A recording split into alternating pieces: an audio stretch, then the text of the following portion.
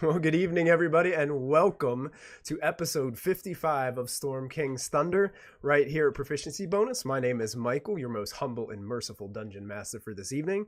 Just want to throw a big shout out to all of you watching tonight. So glad that you're with us and hanging out with us. A couple quick shout outs we want to mention. We want to thank Twitch, Streamlabs for affiliating with us and allowing us to be a part of this streaming community and for supporting and backing us. We also want to thank Team MZ for all their small streamer support, and Many-Sided Dice, and our newest sponsor, Dice Bard, for their awesome dice and other Dungeons & Dragons and role-playing game merchandise. You can check out dicebard.com. If you put in !Dicebard in the chat, it will give you a link to their webpage. And if you use the coupon code PROBO at checkout, you get free expedited shipping on your order. Hey, just for hanging out and just for knowing us. So that's pretty cool. I think that's a cool deal. So, hey, thank you, Blitz Graybeard, for typing that in the chat. I do greatly appreciate you. You always beat me to that.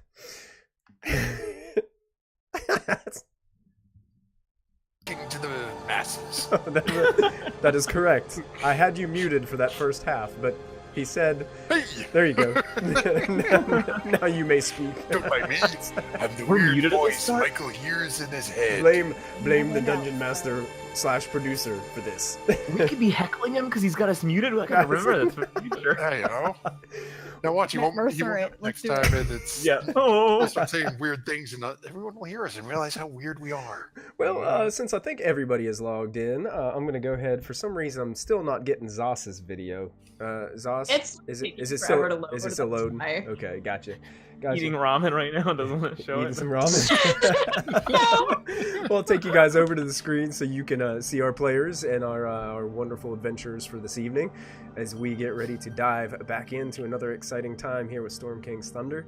A quick recap. Oh, and I wanted to mention before that Sarah, who plays Ashlyn, is unable to join us tonight. She is just coming back home. I believe she's on a plane right now from a cool vacation that she got to take overseas. So she had a blast and she's on her way back.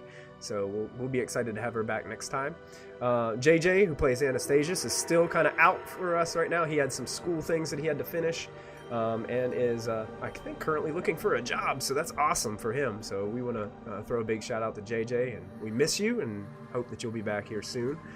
I think Christy is doing a wonderful job of RPing and playing Anastasius right now. But, you know, eventually she isn't going to want to play two players forever, JJ. So, come on back. So, I miss you, JJ, come back! I don't want to be flirty forever. Yeah, it's kind of hard to balance that character concept between Callista and Anastasius, probably. Yeah, they're complete opposites. Yeah. Well, cool. Also, those of you in chat, if you could let me know how the audio is for this evening. I think some of my settings might have gotten messed up, so if you think that any of the background music or our players or my mic is a little bit too loud, please let us know in the chat, and I'll do my best to try to fix it the best I know how.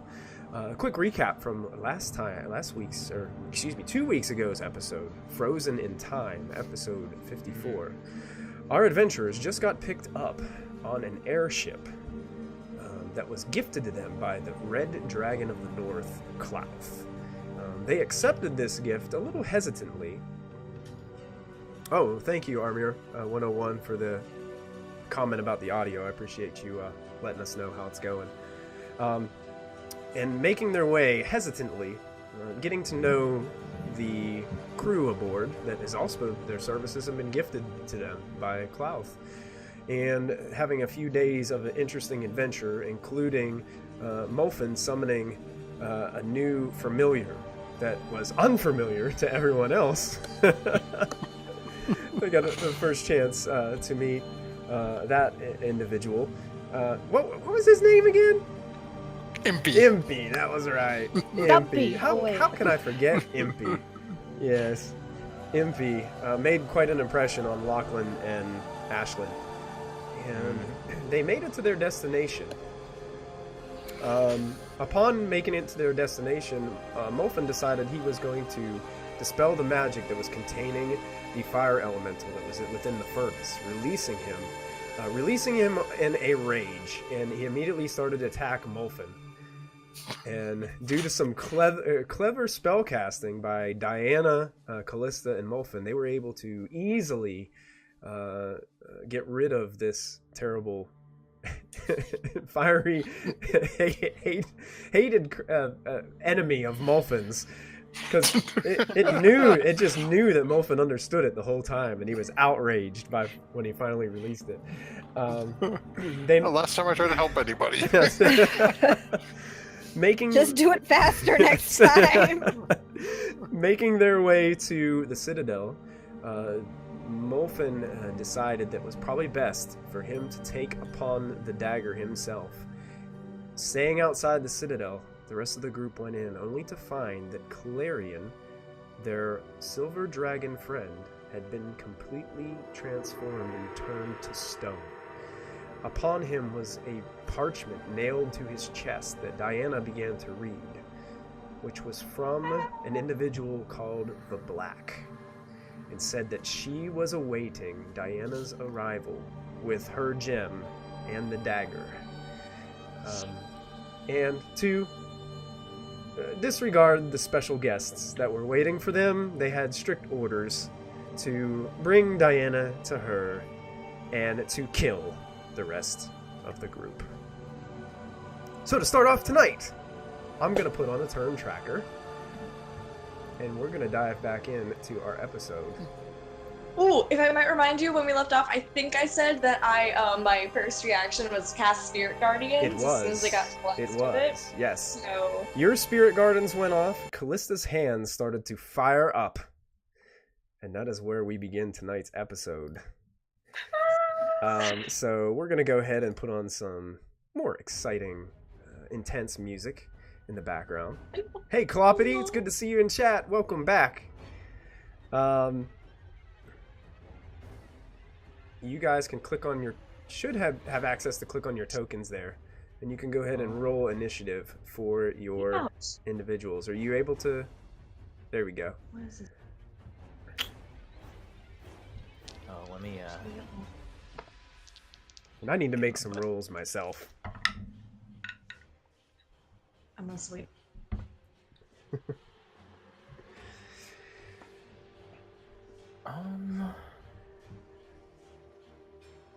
Wow, Roll20 changed its layout. Yeah, did you? Yeah, we all noticed that the character sheets are a little bit different. So. You all noticed that when you were here 20 minutes early and I popped in 5 minutes late. Hey, Michael, I rolled a 7 for Brock. I don't it's, think I had a proper initiative to click for him. Oh, weird. It's not allowing me to customize and random or a label into.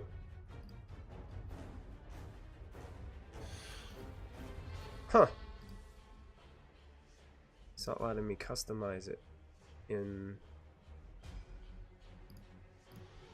Like in the tracker? Ooh. Yeah.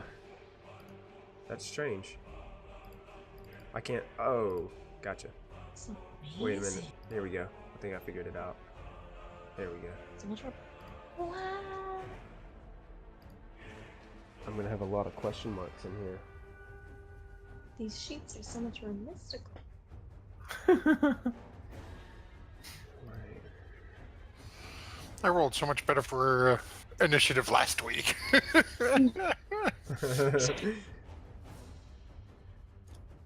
Hey, so while I'm putting in some initiative orders, why don't you guys go down the line and go ahead and give us some announcements from the week of what's been going on here at Proficiency Bonus and what we've got going on, because we got a lot. Yeah.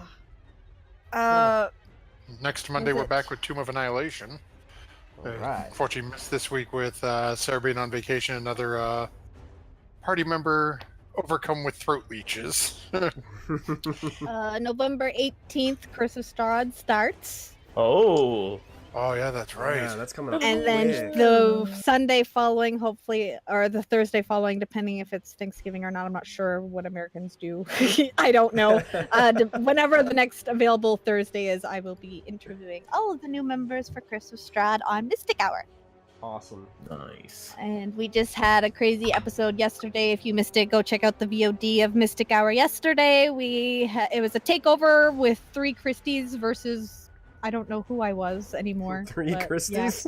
Yeah, JJ was Christy number 1, Lip was Christy number 2, Jamie was Christy number 3, and then there was Dale and myself, who apparently they've dubbed me as Kirsten. So go check it out. We talked a lot about risk and reward in D&D and just in general how you make Christy very frustrated, and they drove me crazy for 2 hours. Risk and reward. It was a very aside from them driving me crazy, we did have some very interesting conversations about risk and reward in D&D, and both as a DM and as a player, and those hard character choices. Relatable. Yes, even Cloppity says it was really weird. It was so weird. I don't know what my choices in life led to that moment, but you know. And then Insight Check is tomorrow at 9:30 p.m. Eastern Standard Time, so go check that out. We are doing a bit of a time skip so we can get forward on that war front. All these wars and D&D campaigns. Oh yeah, sorry, V Brown. That was me kind of updating the. It was kind of blocking some of the webcams down at the bottom. I apologize. My turn order was taking me a little bit too long to type all that information in. So now we got it good. Did you get Brock in there? Oh, you know, what did you roll for Brock again? A 7. 7. Let me go ahead and do this, and I'll add it into. Let's see what I rolled for him. Well, I rolled a 19. Unfortunately, we're going to change that to the 7. Why, thank you, Mr. Taco Parade. Everyone has to love the stash.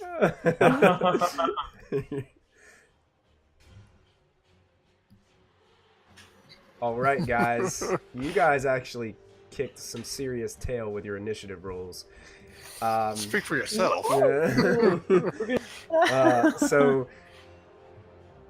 Diana, in seeing that these sculptures are all starting to rise from the floor, mainly seem to be humanoid in size, some of them with only one arm, as some of them are broken and battered. They start to rise up off the floor as you've just finished reading this letter. Your spirit guardians start to surround you. What's the radius of your spirit guardians? It's 15 feet around you? 30? Believe? Is that how I... Oh, no, wait, that's something different. Okay. Let me read it. Okay. It's, yeah, self, 15-foot radius. Yes. Am I echoing? No, I don't hear an echo. Nothing I'm hearing. Oh, okay. I'm crazy. Oh, geez, I just realized that Anastasia is still level 7. I don't know if that's going to affect anything. Right. Just play them just how you have them for right now. Okay. I think it'll be okay. Sure. Okay. I'll give him some hit die. No, I'll just give him an extra spell slot that he would have had. Sure. Sounds good. All right, okay. Diana, you are first to go. Okay. The closest of these sculptures, one is to your left and one is to your right, and they are probably just outside of your radius for your spell. So probably about 20 feet away from you on either side, as they're starting to crumple to the floor, off of the floor. Okay. Instead of making my spirit guardians do things right now, I think I'll just stay in my spot, and I'll throw a scorching ray at each of them. Okay. At 3 that I can see. At 3, what's the range of Scorching Ray? I believe like 150 feet or something like that. Oh yeah. You could definitely hit 3 different ones. Yes, absolutely. Here's the Uno one. At one of them. That's my first one. Okay. That one flies over the top of one's head as it's getting up off the floor. Another one seems to hit it, but deflect off of its shoulder and just disappear back off into the wall. And that third one nails one. It's just like as it's just about to stand up, it just hits it right directly in the chest. Okay. Let me check something really quick. All right. That one And definitely strikes it. I suppose I shall yell, Run! Or don't! Or don't. And that so ends my turn. I do not want to move anywhere. I shall stay and defend my friend. Okay, excellent. I like this battle music. Yeah, I got some good battle music for you tonight, MG. Oh yeah. All right. So you guys watch as Diana immediately throwing up these magical spiritual angels that are flying all around are wielding these glaring radiant energy maces, and all of a sudden she's just launching fire towards these rising sculptures. One seems to hit one and just kind of make it stumble back just a bit, leaving this blackened mark on its chest.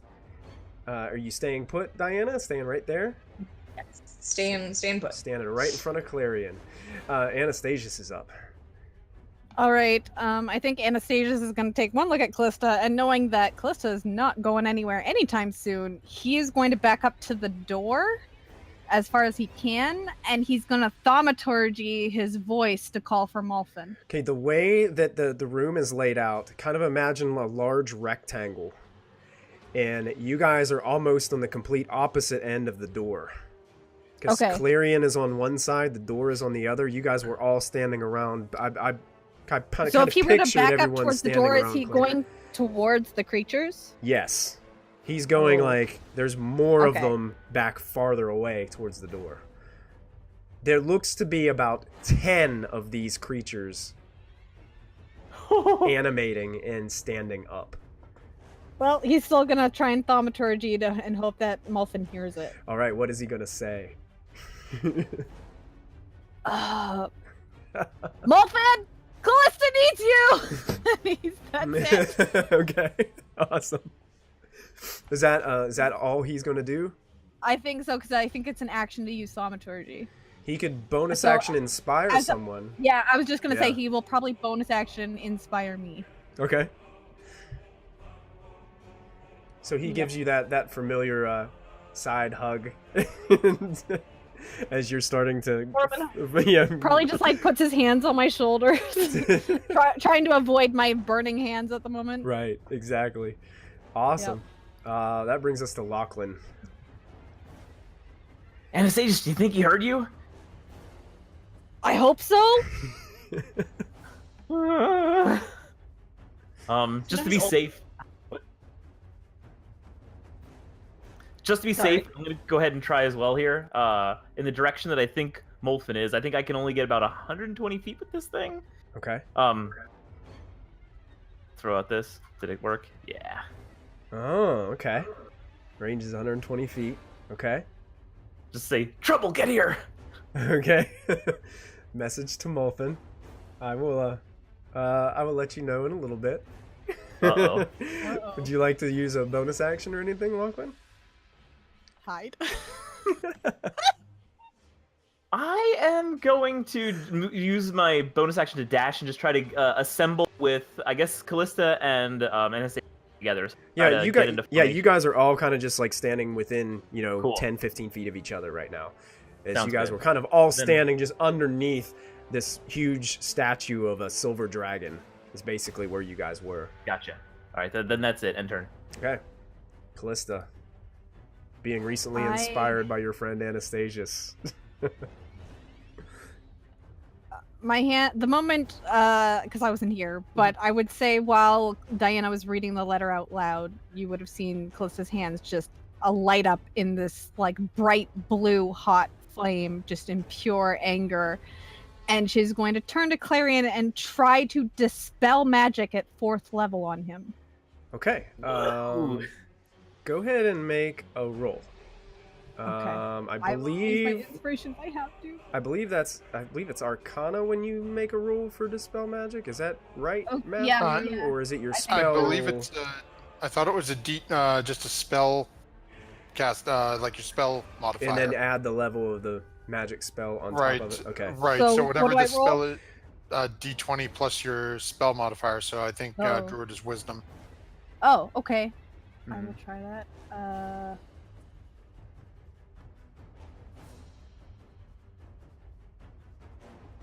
and I will use my inspiration actually as well, Okay. which is a D8, I believe. Come on. Okay, so that's a 19? That's a 21. 21? Yeah, 21. Okay, you guys, 21. you guys are watching as Callista immediately turns around, seeing Clarion in the state that he's in, starts to cite these incantations, and her fiery hands are just like moving through the air in these circular formations, and you feel a little warmth from Clarion, Callista. That same familiar warmth that you had from him when you were riding on top of his back whenever you guys were looking for the frost giants. But as you physically are watching the stone figure in front of you, it just seems like this magical bind, this magical block on his form is just too strong. And it doesn't seem to break his form. But you can sense with that roll, you sense that he is alive. But he is just, he is petrified right now. He's in a state of powerful magic. Hey, thanks so much for the follow.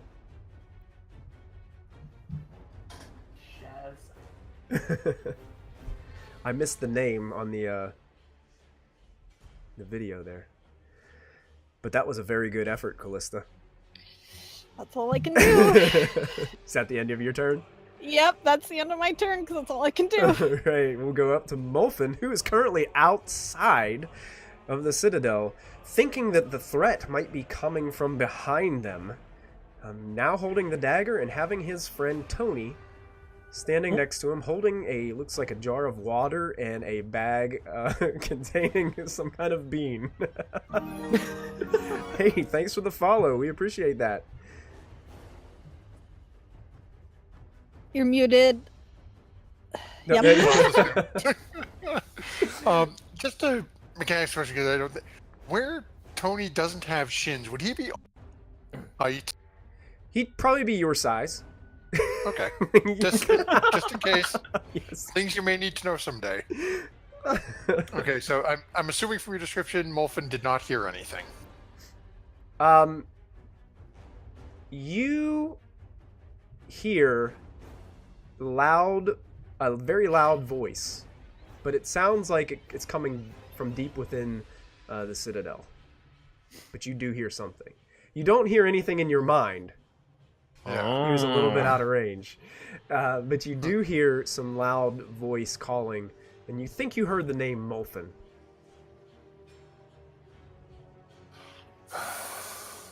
Molfin's just gonna look down at the dagger in his hand again. And then back to the thoughts of Callista and that weird image. Sorry, not sorry. Do I see anything at all looking out of place outside? Make a perception check for me. I'll give you a free perception check. Okay. You know what? This is going to change everything. I'm going to burn my inspiration on this one. All right.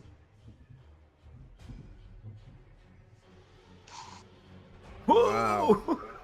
I am really glad I did that. Molfin, as you are staring at the dagger, you start to notice that what seemed to be kind of like an awkwardly sunny day here in the far north, where the reflection of the sun kind of illuminates off the snow and makes everything ridiculously bright. All of a sudden there starts to be that kind of like when a cloud starts to cover the sun, it starts to get almost like what it looks like when an eclipse happens. You get this weird dark shadow that starts to cover the area. You start to notice that, and when you look up, you can see that these dark clouds are rapidly like moving across the sky towards the Citadel. Faster than a normal cloud should move.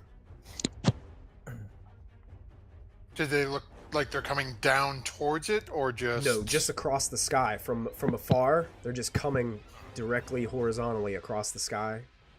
Looks like all these clouds are moving in the same direction, centered on the Citadel.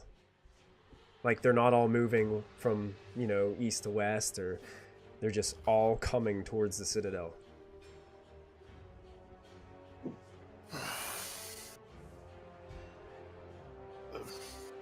Tony, it seems like this may be a tad bit more than we initially thought. About how much time do I think I have before they arrive? 12 seconds. Definitely not enough for that.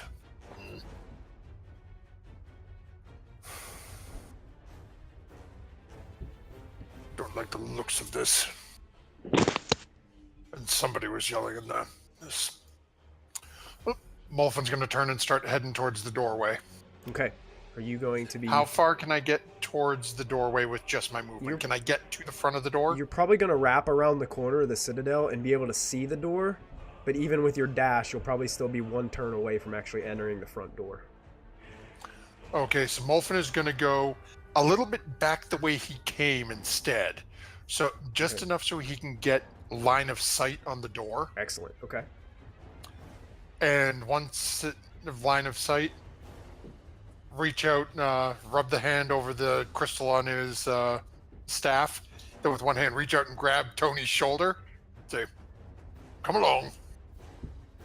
And with an echoing crash of thunder, Thunder step as far into the doorway as possible. So whether it's right outside or wherever it might be. Oh, so you can, how many feet can you... That'll up to 90 feet. Up to 90 feet. Okay, yeah, you basically... Oh, I got some feedback coming from somebody somewhere. Some buzzing. I'm hearing vibration. Yeah. You're able... It was the thunder step. Thunder step. That's what it was. Every time you cast thunder step, it's like... So, I have my headphones in. That shouldn't be happening. So you actually can thunder step to the front door, basically, is where you get to with this Beautiful.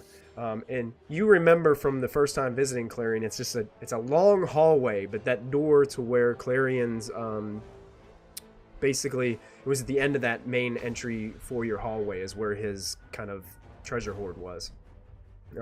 His room was to the stairs to the left, and there was a lot of other rooms even to the far right. It's a big citadel. But yeah, you're able to make it there, and Tony is with you as you thunder step across. Some of the stones you see from the thunder where you just left have kind of fallen off the side of the wall a little bit. And then Molfin will just sort of look at Tony. When you get a moment, please feel free to throw that outside. Okay. Tony just looks at you and goes...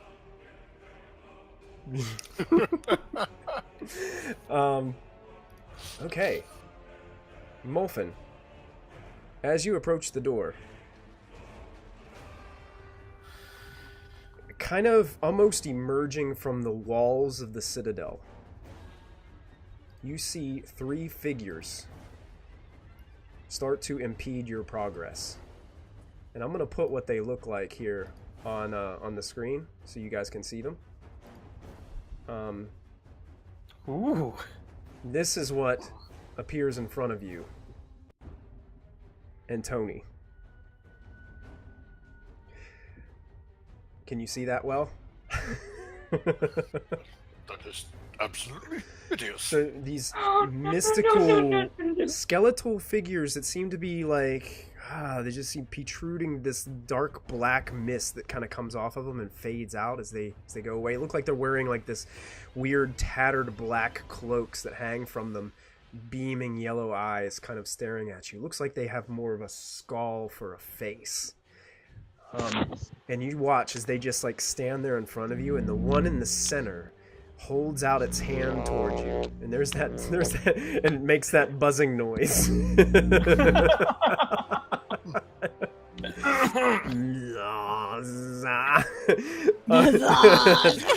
That's their language. That's their language. It's the language of Zoss's phone. So ominous. I love it. Man, I tell you, if something sounded like that in front of me, I'd be running too. No, you watch it hold out its hand, Molfin, very skeleton-looking hand and holds it out and says, Why did you do that? "The dagger." Oh no. Oh no. And that Oh, no. that ends their turn, and it becomes Brock's turn. All right, Brock's gonna cower behind everybody, Brock is cowering. and he's readying his hand crossbow. All right, excellent. What's he? Is he like holding an action, or is he just getting it set and loading it and stuff? Or... I would say that if anybody comes within 30 feet, the first thing that comes within 30 feet he's gonna fire at. Okay, so technically he's within 20 feet of two of the statues that are rising. Okay, then let me rephrase. If anything moves toward him, he's gonna fire at it. Absolutely. So now it's the statues go. There's about 10 of them. And they all kind of clamber to their feet. Let me, I'm going to give you guys an image so you guys can see. I'm going to try not to cloud this map with too many images so we can... let me move my my visitors from outside with Molfin over here to... Whoa, see, as I'm moving them, they're making that buzzing noise. That is crazy. The sound of the statues grinding. Yeah, that's what it is. I love you. We love you, Zos. Yeah. Every time you do that. Every time you did that, it makes that buzzing noise. Why is that happening now? I don't know. I got new headphones and I don't know how they work, but I know that they have a microphone in them now, so I'm really confused. I don't know how they work. Do you guys see the new image that I put up there? Ooh, that thing's creepy looking. That's what these sculptures kind of represent. You notice that as they stand fully to their feet and start clamoring towards you guys, as they're holding out their arms straight towards where you are, they seem to have a very lifeless expression on their face. They have these sharp claws on the end of their hands, and their claws seem to be dripping with this thick gray liquid almost, and this grayish smoke rises from their hands. And they're slowly... Yeah, they kind of look like JJ. Yeah. It's literally JJ. That's what happened to him. Michael turned him into a statue. That's why he's not That's here why he tonight. hasn't been here. It makes so much sense. It does. It's perfect sense. Unfortunately, though, these things are very, very slow. You guys watch as they're just like clamoring. They're all facing your direction, and they're slowly making their way towards you. The two that were about 20 feet away from you guys get only about 10 foot closer. So with that being said, Diana, they would both be in your Spirit Guardian's range. And if Brock was going to fire off one of his hand crossbow bolts, that would happen. Absolutely. Okay. Sorry. If they're in my range and they're affected by the thing and they have to make a wisdom saving throw or take 3d8 damage, I don't know if that happens on my turn or what. Go ahead and roll your spell to see how much damage it does, and I'll go ahead and roll their saving throws. It do 3d8, so I guess I can just click it. I'm like, not smart. 8 damage. 8 damage. Okay, well, they both take the full brunt of this 8 damage. Woohoo! So you can watch as your Spirit Guardians just start to just go nuts on these two that are kind of getting closer to you, as you seem to be feeling like they're coming from each side, so they're just trying to pin you back here next to Clarion. Okay, their speed is also halved by BT dubs, and they have to make another wisdom saving throw and take more damage if they start their turn in the same. Their speed is halved too? Yeah. Wow. Damn, they're even slower. Nice, so they're even slower. Fantastic. That's exactly what the Dungeon Master wants to hear.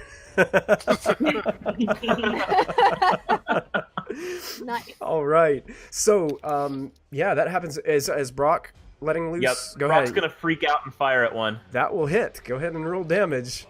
Great. 6. Yeah.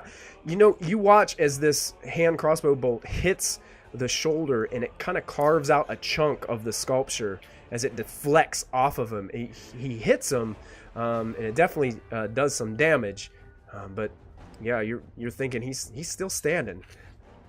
Ooh. Brock looks scared.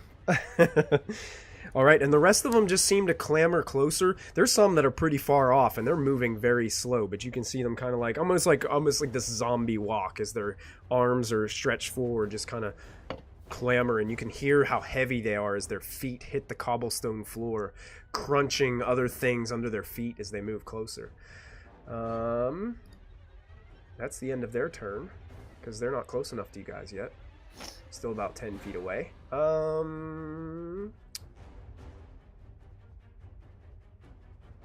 In the room, you guys just start to hear this cackle. Oh no.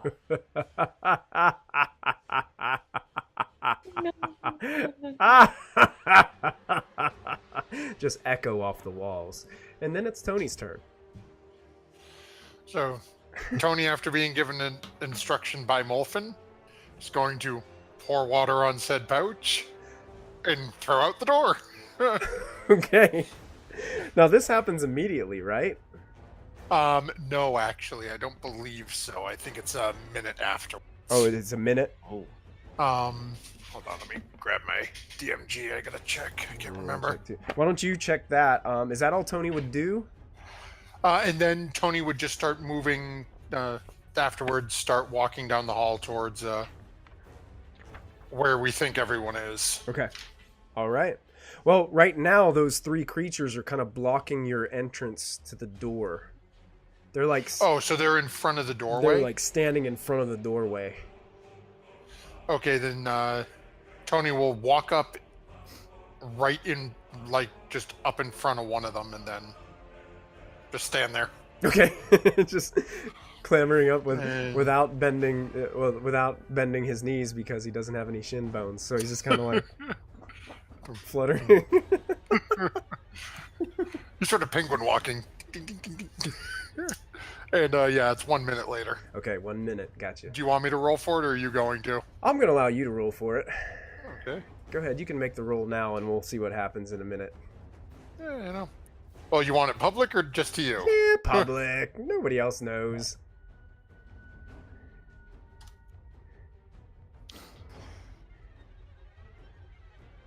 Alrighty then. I'm not getting a roll. Did you roll? Yeah, I'm not seeing anything. Really? It popped on my screen, now it just rolled again. Weird. Oh, there we go. Now I see a number. It just rolled on my screen 3 times. Really? That's weird. 41. Ah, I only got one. That's- 41? Yep. Oh no, I got the same roll. It rolled, then it vanished, then it rolled, then it vanished, then it rolled. What the heck? Wow. What the heck, roll 20? Intriguing. You can roll 3 times and get one result. Hey. That's fantastic. Hey, why not? Ah, that's even more fantastic. Let me see what happens. Oh, interesting. Like they say, sorry, not sorry. Interesting. Interesting. We will see how that resolves in just a little bit. All right. Tony's turn is done. That brings us to this last thing on the list. As you guys are watching all these sculptures start to slowly move towards you, you start to see a glow in the distance towards the doorway where you guys walked in. It's a very bright blue glow, and it starts to shine and kind of cascade these glowing lights all around the room.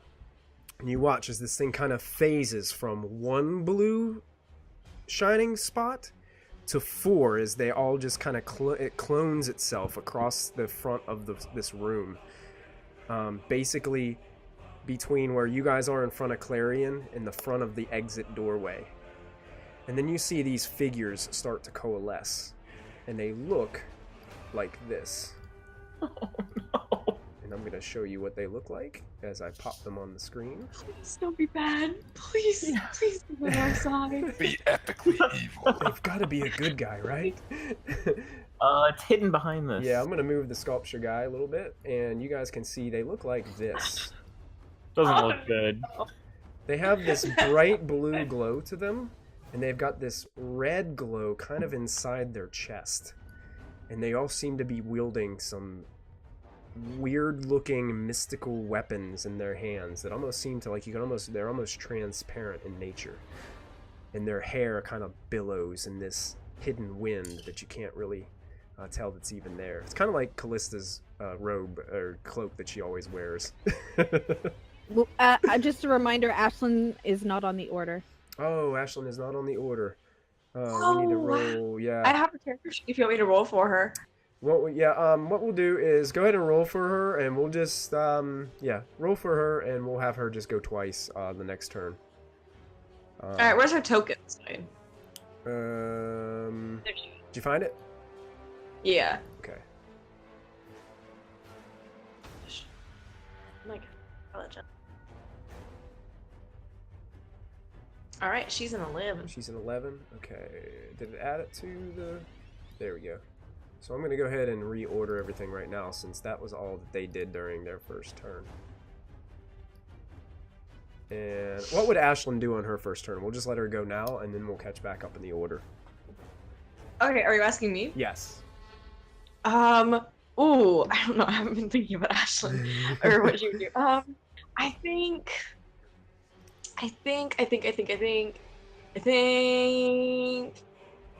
she would. I mean, the guys are like kind of far away, right? Like they're like 50. No, they're 20. Now there's two that are only about 10 foot away on either side of you guys. So she would approach them. the next closest are probably about 35 foot away. She would, I'm gonna say, approach them and just do a little like bap, bap with her quarterstaff. Okay, is she going to the one that that Brock just hit, kind of to the right, or would she be going to the one to the left? Which one's nearest in proximity to people? I mean, Like, they're both which one's they're both kind of the same. It's kind of like if you were in the middle of a circle radius out, one's kind of 10 feet to the right, one's kind of 10 feet to the left. Okay, we'll go to the one that Brock hit. Okay, sounds good. Go ahead and make an attack. Okay.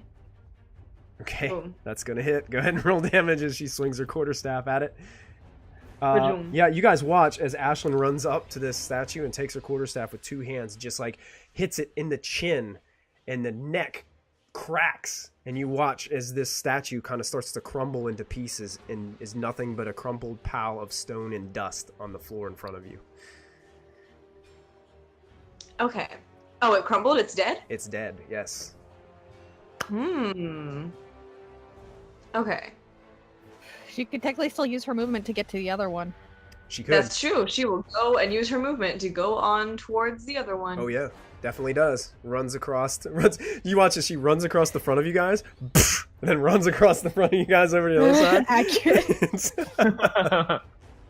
And I believe I can use martial arts still to when you take attack action. Does that mean that I can attack? She with a still quarterstaff has with that martial arts? with her attack action. She still has second attack, so she can make another quarterstaff attack She does. before you She do will- martial arts. She will indeed make a second quarter staff attack on that guy, All right. and then probably does not hit.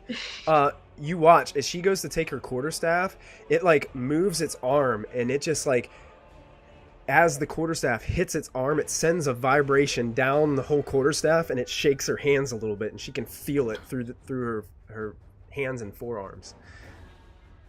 All right, and I can do martial arts after attacks Yes, you can. with her. Well, Okay. It's a bonus action, but it counts as her bonus action. Okay. Does she hit him? And actually, she goes.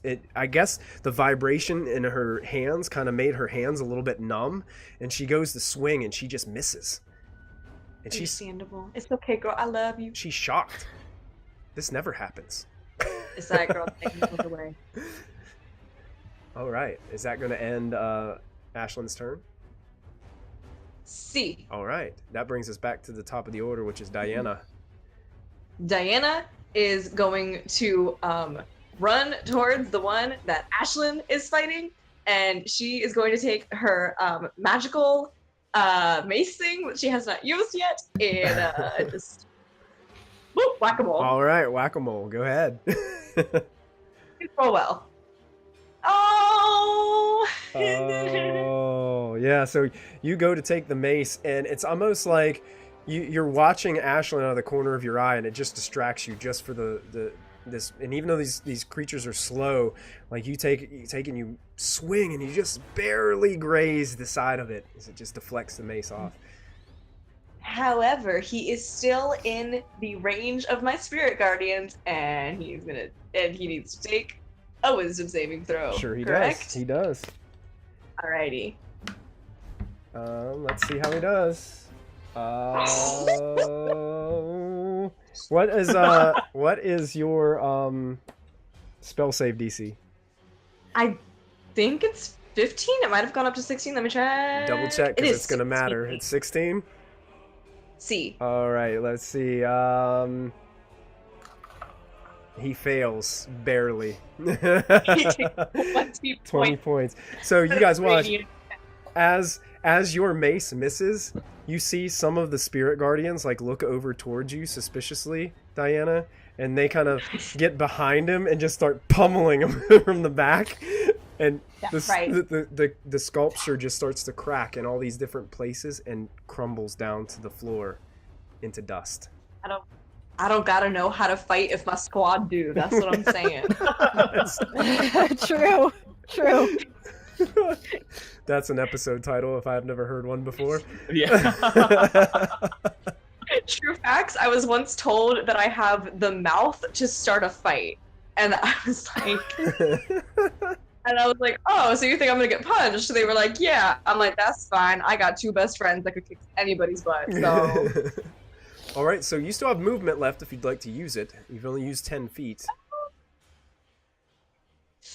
Nah, I'm gonna stay put. I'm gonna stay put. Okay. We'll go with Anastasius next. You said there's now a group of these blue things ahead of us? It looks to be 4 of them, probably about 100 feet away. What's the next closest thing to us? Probably 2 more of these animated statues. They seem to be about 35 feet away from you. Okay, on they're them. It's kind of like, imagine if you had like statues lined up in a row in a just like a museum. It's kind of like they're all kind of that same distance away from each other in a line. Okay, so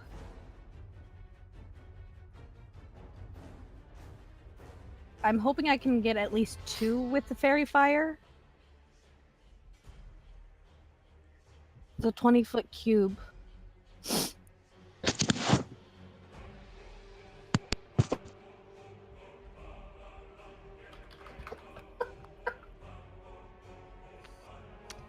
$20-foot cube, you said?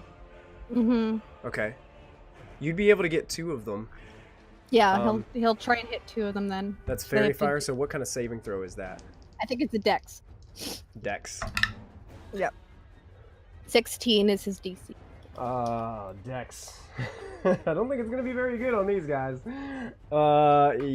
They both fail. So you guys, what would the glow of this fairy fire look like from Anastasius? Probably a rainbow, let's be fair. A rainbow spectrum. Like every color on his fingernails are now just lighting up in like one of those like flashing spectrums. They just change color every 5 seconds. It's a different color. So now these gloomy statues standing there all of a sudden are looking at their hands that are shimmering with all the different colors of the rainbow. A mini rave is happening. That's it. They keep one color fades into the other, and they keep on sparkling. And he will bonus action inspire me again because all right, I can do that. Yes, because you can do that. That's right. Cheater. Awesome, awesome. So we are gonna go back to Lachlan then. All right. In terms of moving around, I want to break away from the group a little bit. Start potentially kiting some of these statues. You know, if they're even paying attention to me. Okay. And did you want to try to make a stealth check? No, I'm not trying to be stealthy. Okay. I'm trying to be conspicuous. Okay. And then I want to pull out my crossbow, and one of these rainbow glowing ones from Anastasius, I want to go ahead and shoot it. Oh yeah, you will have advantage. Yep. Because of the fairy fire. Get that there. Yep. I did that for a reason. Gives you I'll give Anastasius a little. It gives you the sneak attack as well if you. He gives you the finger guns like. Yeah. I got you, boo. Yep. So let's see. That would be. I gotta find. There we go. Oh, this was 19. 19 will hit. Yes. Get that sneak attack. And then I get that sneak attack. Oh, okay. I'm feeling this. Wow. So you guys watch as Lachlan kind of moves to the side of the room. He kind of ducks behind one of these other broken sculptures, just giving a real quick glance and make sure it's not moving. Pulls up the crossbow and just fires, and it hits one of the sculptures right in the ear. And the arrow kind of goes through the ear and out the other, and you watch as the whole face starts to crack away, and the whole thing shatters into a pile of stone. Piece of cake. End turn. All right.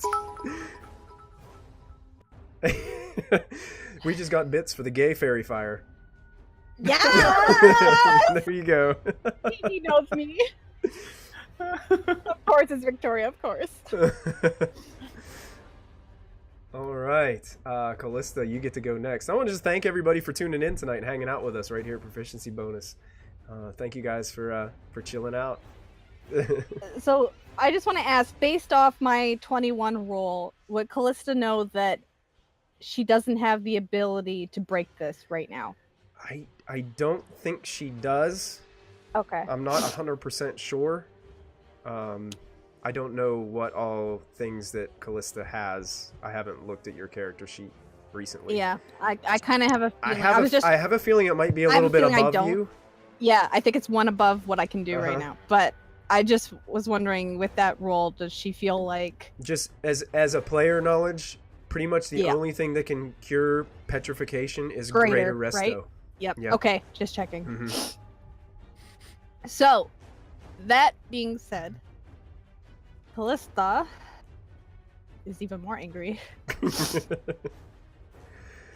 So, she's going to cast Moonbeam at 3rd level. Okay. Let's see the range on it. See how far I can.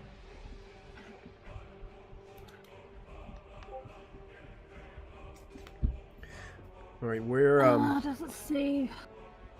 the radius It was is 120 feet. 5 foot, 120 feet. Okay, who are you Yeah. casting it on? You're only gonna probably be able to get one creature with this one. How you said? How far away are the blue ones? Okay, here I'm gonna show you a little bit of an image. It's not the best drawing in the world, but you might be able to see in the video. Imagine that Clarion is the big C. Yep. Okay, the X's are the 3 sculptures you guys just killed. Yeah. And then you see the row, how it makes a T. Yep. The 4 at the top are the blue figures. Okay.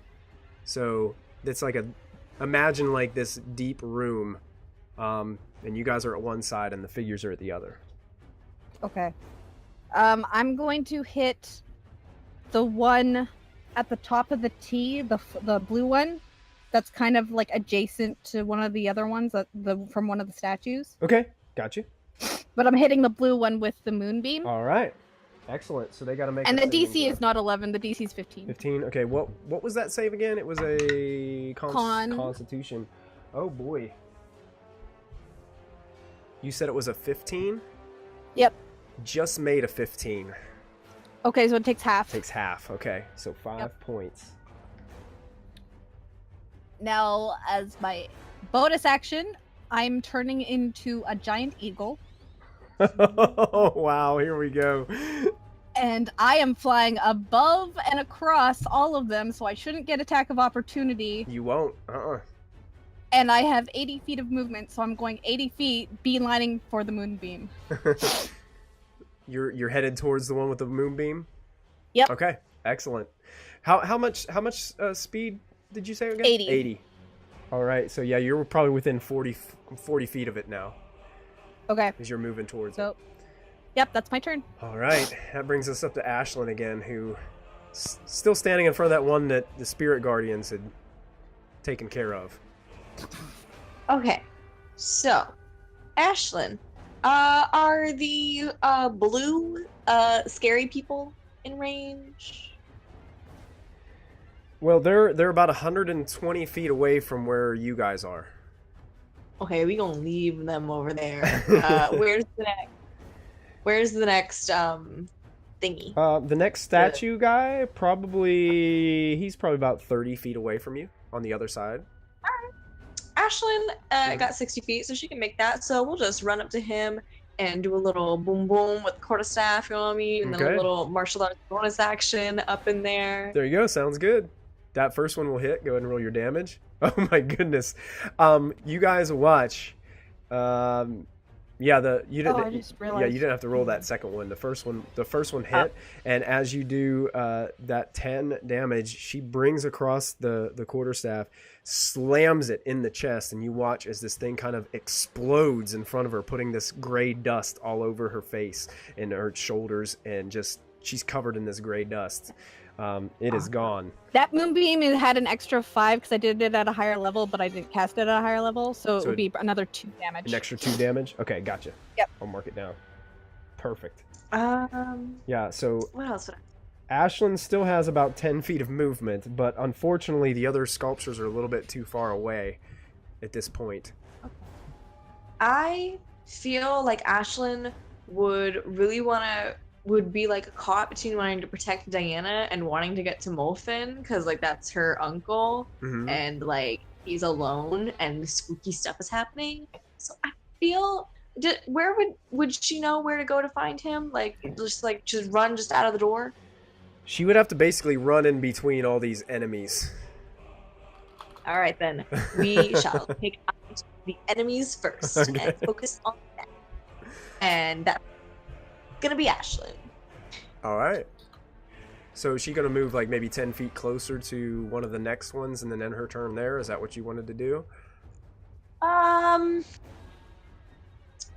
mean, what was it? 30 feet. Yeah, you still got about 30 feet to the next sculpture. I think I'll actually like have her come back more towards Diana. Okay.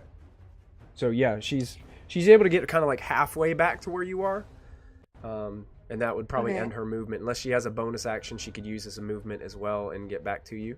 And that's fine too. Oh no, it's okay. Okay. All right. And also to note, Molfin has Diana's death ward on him, so Yeah. Remind me of that. And also, Molfin, keep track of the rounds that it takes before this bean does what it does, if you can. Fair enough. Cool. So that brings us to Molfin. Molfin, there is these 3 mystical figures standing in front of you. The middle one is holding out its hand towards you and just exclaimed for you to basically hand over the dagger. And it's within a couple of feet of me, right? I know Tony's standing right in front of it. Yeah, it's about 10 feet away from you, 5 foot away from Tony, as Tony walked up to it, kind of being all tough.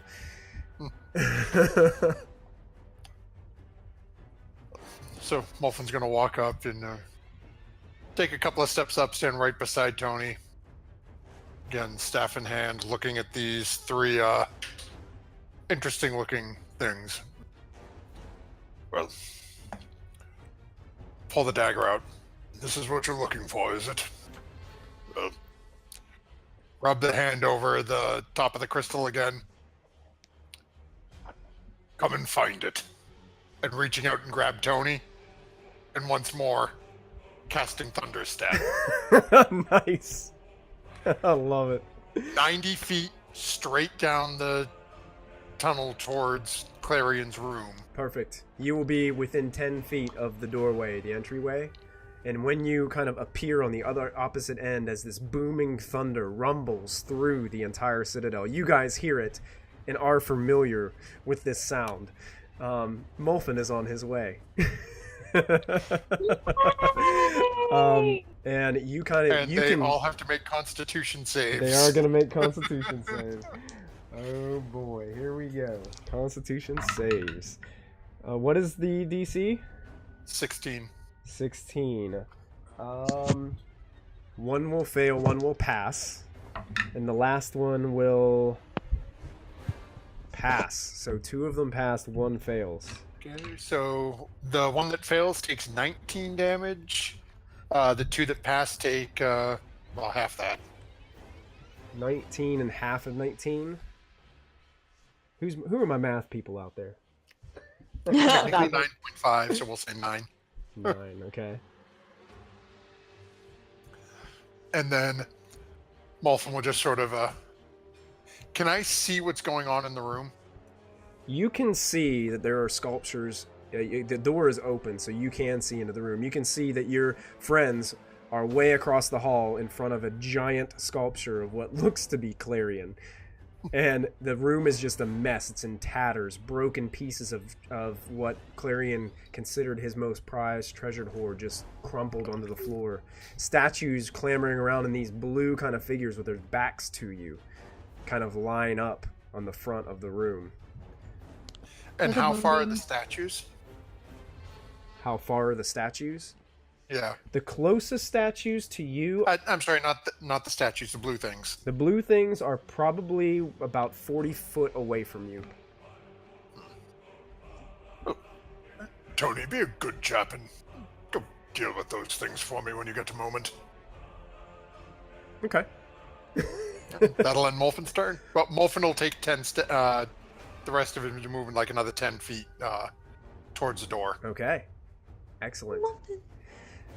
So, as you move back, you can hear these terrible, ghostly hissing sounds coming from behind you down the hall.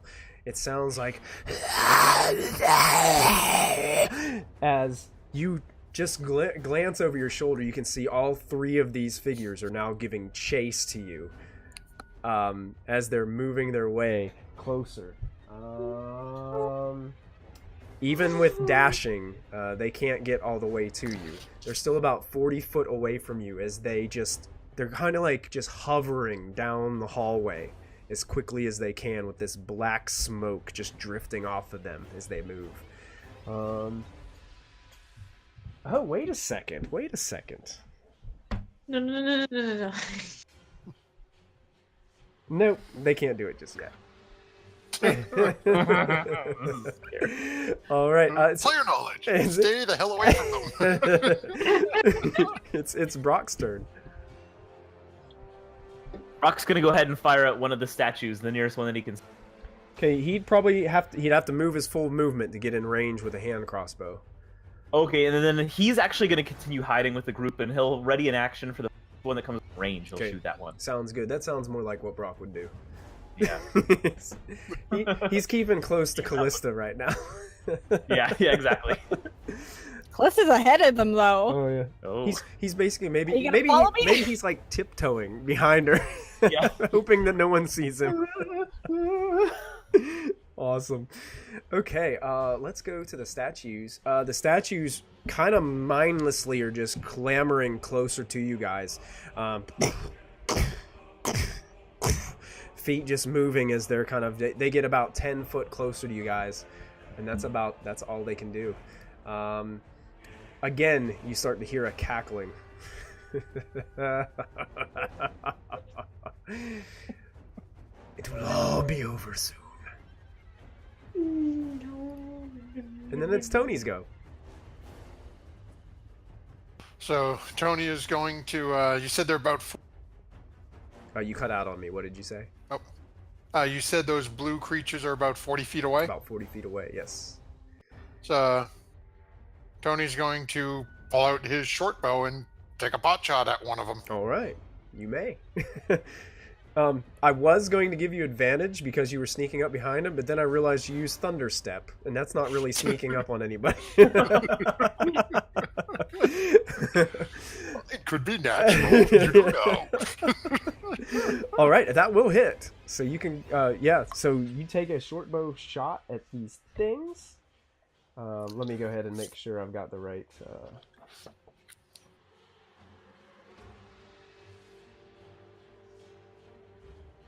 Okay. And then after the shot, Tony's just going to start shambling up towards them. Yeah, and which Tony does see that one of them is kind of being consumed right now by this purple magical light that seems to be kind of frying it inside. Would he take that shot at that one, or would he take a shot at one of the ones that wasn't being consumed by Callista's nuclear moonbeam right now? Probably take a shot at the weakened one, trying to thin out the herd. Okay, shot at the weakened one. Great. As that happens, it doesn't seem to be having quite the effect that the moonbeam is. As the arrow kind of passes through it, it seems like it hits the figure, but it doesn't seem to really penetrate too much. You know, Tony ain't all that bright, Yeah. Missing a little gray matter upstairs. That's So right. Absolutely. then it'll take his 30-foot of movement towards it. Okay. So he's about 10 foot away as it just looks over its shoulder to see this skeleton with no shin bones. Waddling like a duck closer to it. All right. These blue figures. One of them turns around looking at... well, actually, does the one get the moonbeam at the beginning of its turn? I think so. Okay, Yep. so let me go ahead and make the save for that one. And we'll go ahead and take care of that one. Again. Ooh, that's a good roll. Much fear. That will be a 21, so it will make its save. So it takes half of 19. All right. So 9 points. Cook.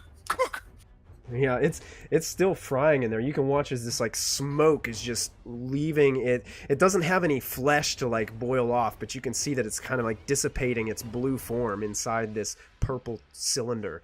It seems to be doing quite a bit of damage to him. That one next to that one, kind of centered, is going to turn around, see Tony, and starts to just clamber towards Tony. And gets right up next to Tony and uses a longsword attack against Tony. As it pulls out this... The longsword looks exactly like them. It's kind of like this transparent blue glowing color as it comes down. And it rolls... Ooh boy, that's a 22 to hit Tony. Yeah, that'll hit. All right. Oh no. Tony takes 8 points of slashing damage. Oof. Tony did not enjoy that. And you watch as the other 3 pull out longbows and knock arrows. Crap. One of them is going to take a shot at Lachlan. One of them is going to take a shot at Callista. And the other one is going to take a shot at... Ashlyn. So the first one to Lachlan is only going to be a 7. So then you watch this blue mystical arrow just go flying above your head, Lachlan, as you duck behind the sculpture. This one comes to Callista, is rolling a 16. Is that good enough, Callista? Yes. So that one will hit you, dealing 5 points of piercing damage as this blue arrow strikes you in the shoulder and then just kind of vanishes, leaving only a weird wound. This last one is going to Ashlyn and only rolls a 6. So it misses terribly. This arrow goes flying back and just disappears behind Ashlyn. My moonbeam's fine. I have advantage because Oh, yeah. Oh, there you go. Yeah, Moonbeam is still holding concentration, so you're still good. The 3, they can move out of the Moonbeam, correct? They can move out of it, yep. Okay, so they're all gonna, like, the one that kind of came towards Tony is gonna stay put, seeing Tony and seeing Molfin from behind. The other 3 with the longbows are all gonna move their movement forward, kind of in a nice, just kind of like if you were doing a search for a missing child through the forest. They're going to keep that straight line going, as they move forward through the through this area. Learn to shoot. Yeah, they're like getting frustrated. They think they must move closer to be able to hit. And that brings us to Diana. Okay. Question: are these statues a form of undead?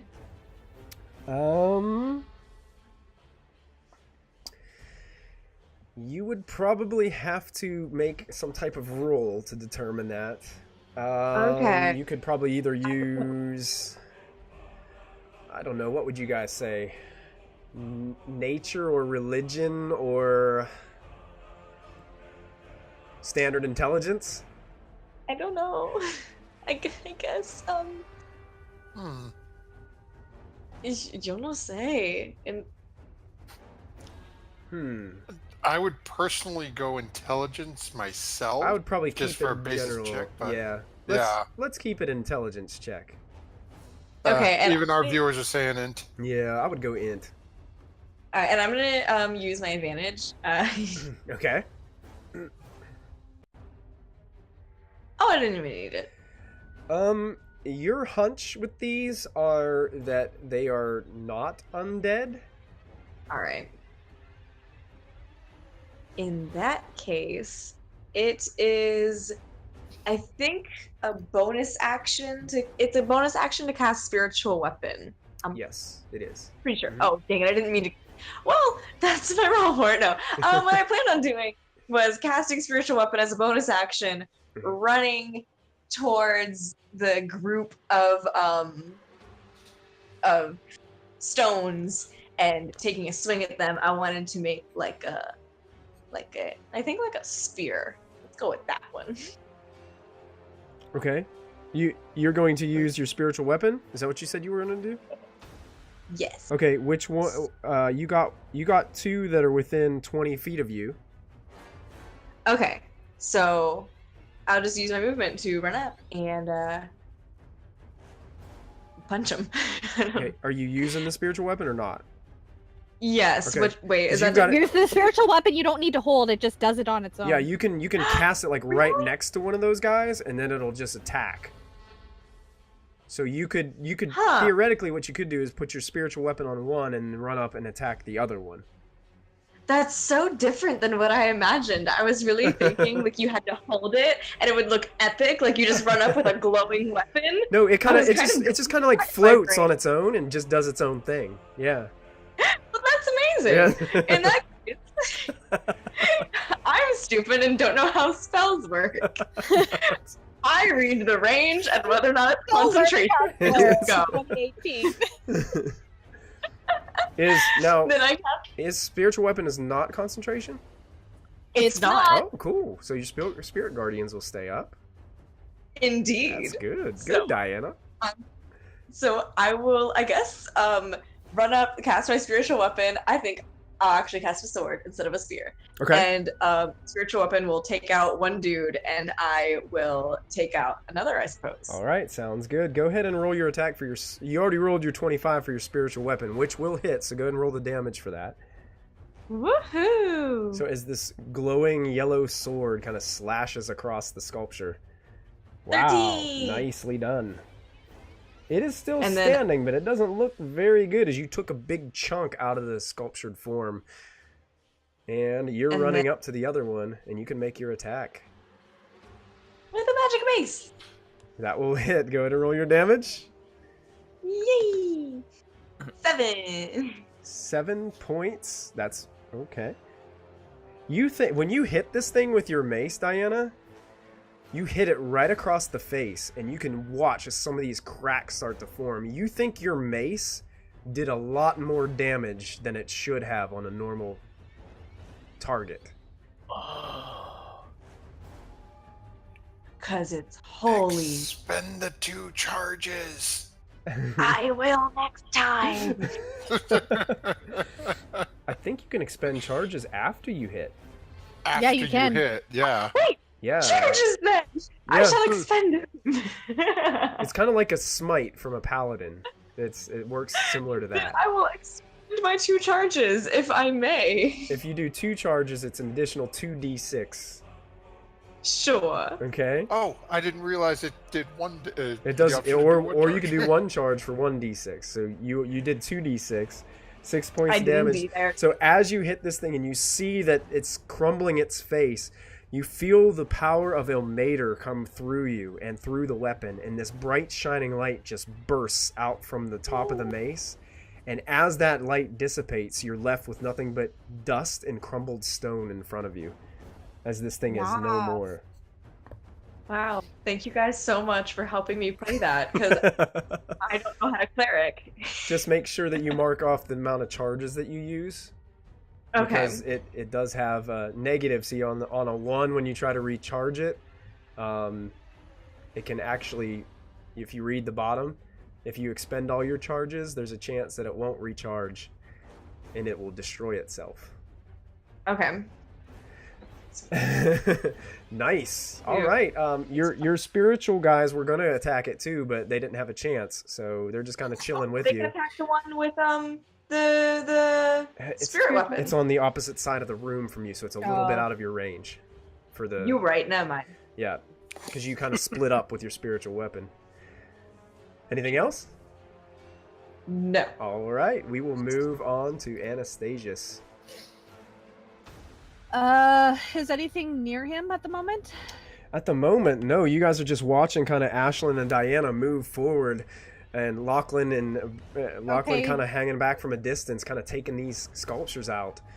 He will follow them and Callista and start moving towards the other side of the hall, towards the other statues. Okay. Is any with his 30 feet of movement? Was there anything in 60 feet of him? Just within 60 feet is where the next two sculptures are. So yes. So towards one of them. So does that mean his fairy fire is gone because they're all deadsies? The two are deadsies. Okay. Well, he will cast Dissonant Whispers at one of the other ones at second level. That's the one he can hit.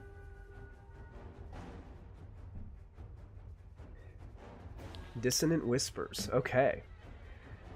So one that's the next closest one. Now the closest one to him is actually only about 35 foot away, but right now the spiritual weapon is kind of floating around it. The sword. No, that he wants Diana to go for created. one that's not. One that hasn't been dealt with yet? Yep. Okay. Yep. So this is a wisdom save.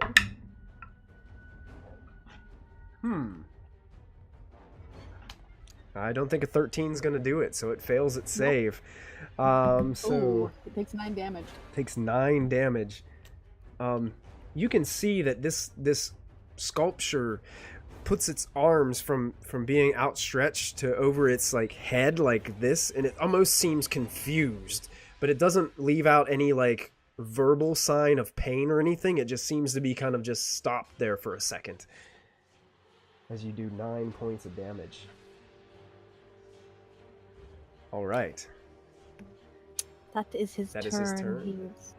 Yes. Lachlan, you're up.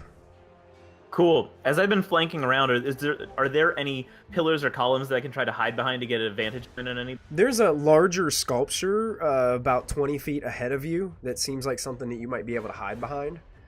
Okay. But yeah, you could do that. Absolutely. You technically would use your bonus action to make a stealth check to see how hidden Okay. you are. Sure. Before you make your attack. Let me double check. My hair is like peeking over it. Um, My quiver is peeking out from behind. you are pretty hidden. Okay. Feeling real confident. I want to shoot the nearest thing I can see. Yeah, underneath the sculpture, there's like this little opening that you find, and you kind of like peer through it, and you can go ahead and fire at the next. Are you firing at the one that Diana's spiritual weapon is floating around, or are you firing at the one behind it? I'll go for the one behind it. Okay. Yeah, basically it's the groin of the sculpture. That's right, Matthew. Yes, you will strike. Go ahead and roll your damage as this Nice. crossbow bolt comes flying, and you watch as it sinks, kind of chips into the sculpture, actually sticks inside, and you watch as it starts to crack all around with your sneak attack damage, and its arm falls down and shatters on the floor. Its other arm falls and shatters, and then it's just slowly tips over and breaks to Nice. pieces. I want to stick my face out from the groin and go, and turn. About that time, Lachlan, you also, as you're moving closer, you can start to hear these ghostly whispers coming from the back of the room, out of the hallway. And you see that there is a skeleton that is engaged in combat with one of these blue figures. And it looks like a skeleton that does not have any shin bones.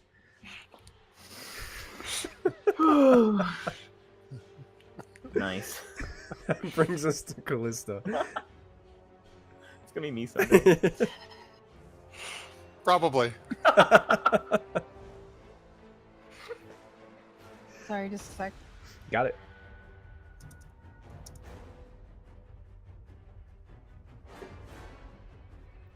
Sorry, guys, I got to open another Mountain Dew. This is a 2 Mountain Dew encounter. Okay, so the moonbeam is not hitting anyone at the moment, right? Yes, the one moved out of it. Okay, it's gonna follow it. Okay. It's gonna hit it again. Okay, if you completely engulf, you gotta be careful with the way you engulf this one. Do you want to engulf Tony as well, or just the one? Just him. Okay, gotcha. I know Tony. You gotta save Tony. Okay. So- Yeah.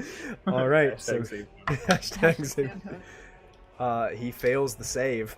So he takes 27 damage. 27 damage. Whoa! You guys watch as the moonbeam coasts over. Tony is standing there engaged in melee combat with this thing. All of a sudden, the blue cylinder, or the purple cylinder, just submerges through the blue form. And you watch as it just starts to smoke and it starts to hiss.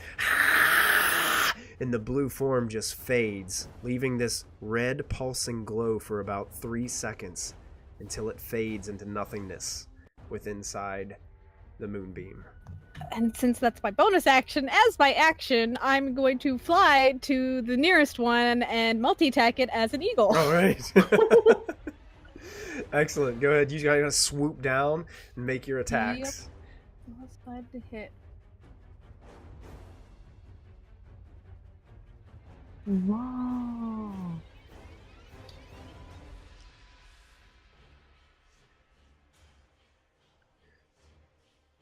Wow. 21. That's going to hit. And that's going to hit too. Okay. So, oh. Yep. 3d6. I'm just gonna roll the total damage. Okay, sounds good.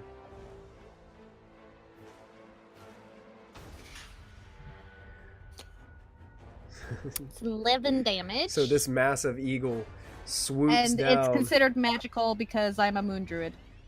That is good to know. Excellent. Just after seeing what happened to Tony, I'm like, I mean, I should just double check and clarify. It is magical.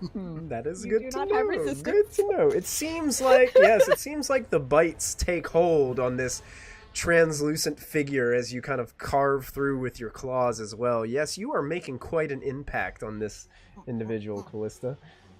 That's my turn. All right, and that brings us to Ashlyn. Oh my gosh. First of all, I want to note that I was looking at Ashlyn's inventory, and she has got so much more gold than Diana. Oh my god. She's character Diana sheet would creeping right cry. now. Character sheet creeping. Just gonna casually be like, oh, Look at the coin purse. No. Can Ashlyn, like, is Molfin within Ashlyn's, like, view? Like, could she see him across the room? She can see him across the room, probably about 100 feet away from her. Okay. Ashlyn, in her Ashlyn way, will yell, Uncle Molfin! And, like, dash towards him. Maybe not dash. If there's any enemies, she will stop and fight through them to get to him. Yeah, but, she's like, gonna get going to one of the sculpture guys within about 50 feet. That's exactly her range of movement. So Okay. yeah, she'll she'll go 50 feet towards him, and she'll quarterstaff Okay. the other one. Sounds good. Quarterstaff. That hits. Quarterstaff. The first one will hit. And then martial arts. All right. And the second one in that martial arts, it's the same thing happens. Like, she connects, but the impact just isn't enough. But you can tell that first impact from the quarterstaff, it left some cracks in the statue, but it's still standing in front of her. Good. And that's her stuff, because I don't know what Well, else actually, to do wait, with never mind. That was the same one that I have marked down that just took some damage.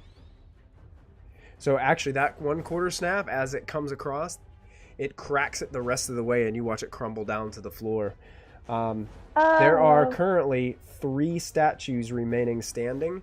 2 of them are kind of untouched, kind of near the blue figures in the back of the room. And one of them has a glowing yellow sword flying around it that you have casted upon it, Diana. Ashlyn, technically, she can take a second attack, but I think she would have to... Does she have, like, anything bonus action to move or anything? I think she has Step of the Wind. She could use a key point. Yeah, if you wanted to use a key point, you could use Step of the Wind to get to another one, and then use your second quarterstaff attack in martial arts, if you'd like to. And since I made the goof, Sure. I'll let you re-roll those because I made the goof for the damage. Lit. Okay, That's on the DM. I will use that. It's okay. You're fine. I'm patting my phone. It's loving okay. it. We're all playing double characters at the moment. Yeah, we're all struggling. Right. It's so confusing. You guys are playing multiple characters. I'm trying to role play a room full of bad guys. No. It's like, don't talk to me about multiple characters, Christy. I'm just waiting for the taco parade to come through. I'm just saying. It's a taco parade. Yes, I guess. Official. So we love you, official Dude, taco parade. Thank you for hanging out with us. I just had tacos for dinner tonight too. It's fantastic. Nice. All right, are you going to go ahead and make those 2 attacks? Yes. Although, was that her bonus action? Yeah, so she wouldn't be able to do the martial arts attack. That's true. She just get Okay. 1 quarterstaff attack. Okay. So then we'll just do. Well, is your quarterstaff the same as your martial arts? Yeah, it would be the same. Make sure you roll your damage for your quarterstaff though. Oh, dang it! That will hit. dang The it. 25 is going to hit no matter what. Just go ahead and click on quarterstaff and it'll do. There you go. Wow. Oh, I'm so sorry. She all of a sudden gets this surge of energy as she runs up closer to where the doorway is, seeing her uncle Molfin not far away, and just takes this quarterstaff and just with 2 hands brings it across the jaw of this last sculpture, and it peels off the top half of its head as it clambers to the floor and crumbles to bits. Wow. Doria, you got told, Michael. I got told. You got told. By who? Oh, Victoria. yeah. You know what? Yeah, I get Cross it. out I Mountain get Dew. it. Ginger ale's 110% We're better. going to the Canada Sponsor me, Dry, ginger ale. huh? Canada Dry. I For all those Canadian geese in this campaign, Michael. Oh yeah, there's still more awaiting you. God damn it. God damn it. You only think it's a dragon at the end. Have you ever That's heard? the end of the You know, there's always in the back of the monster manual. You didn't see this, but there's a where Canadian geese. Oh no. Yeah, Oh no. It's in there. Oh no. It's way on the back. All I the think party it's turning into Canadian geese. Oh yes.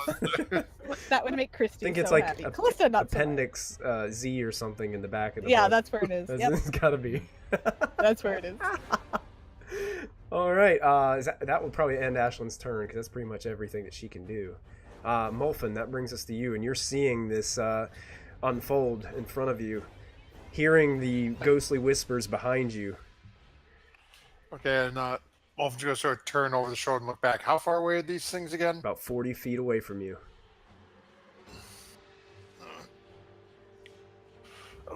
And it seems like things are getting handled pretty well up in front. From what seems to be, yeah. Okay. You see a very angry giant eagle. Yes, but I don't see Callista, and I don't think I've ever seen her into a giant eagle. Nope, you haven't. I think this is the first time I've done it. Yeah, she's got to be around here somewhere.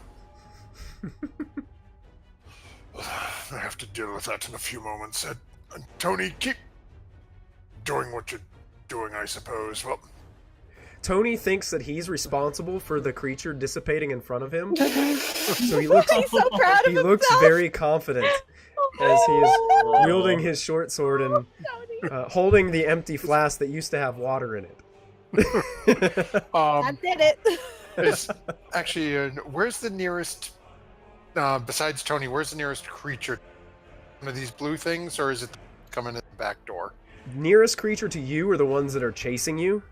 The other ones are about 45 foot away, just a little bit deeper into the room. They look like they're headed towards your friends. Okay.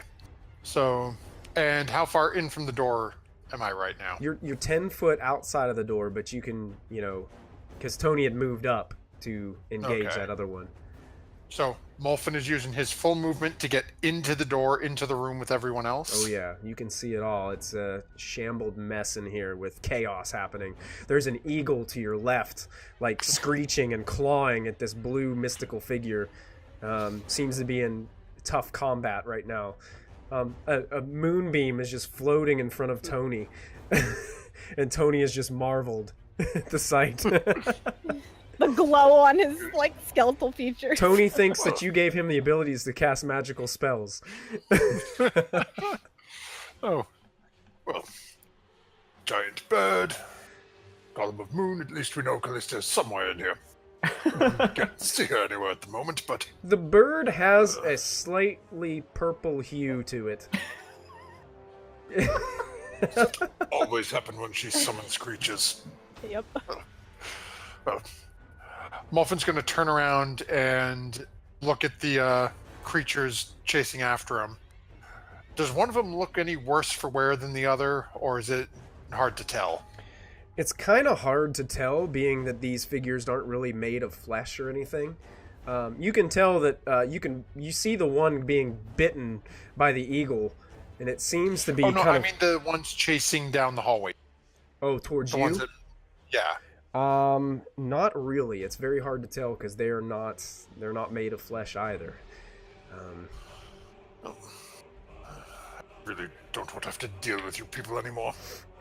Once more, hand on top of the crystal, palming it a little bit, and is going to fire off a firebolt Okay. down at one of those creatures. Now there's kind of the one in the middle is a little bit ahead. It's the one that asks for the dagger, and then Then let's go with him. there's the two on the sides. Oh, All the right. one that opened its mouth.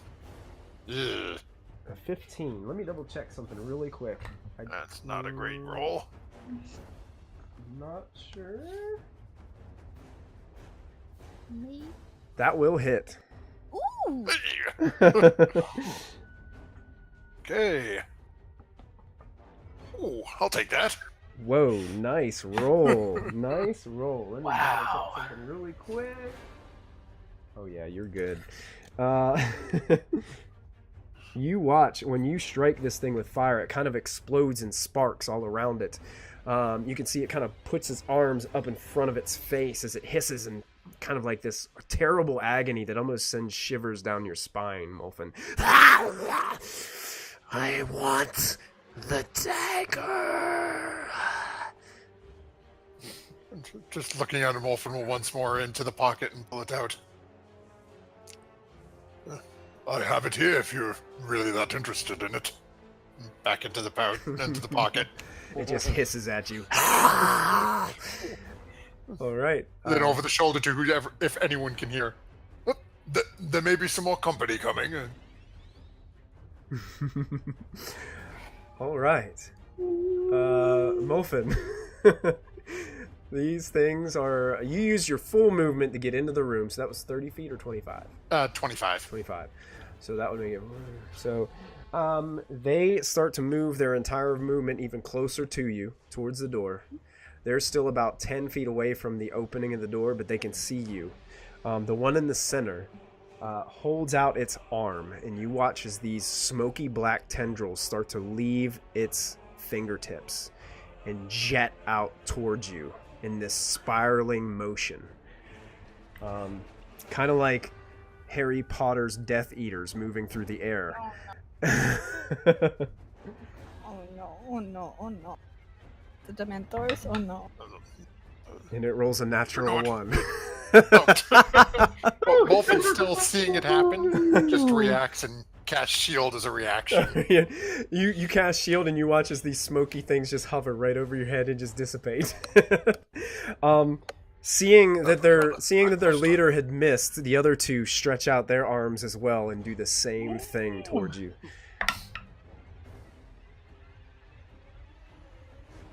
Is a 13 gonna be good enough? Not now. All right, so it bounces off Yeah. the shield and just dissipates into black smoke. The last one rolls the same number. So they know that the shield just protects you as these two other beams come flying at you and just crumple into this misty smoke in front of your shield. I am not overly impressed. And that's all that they can do.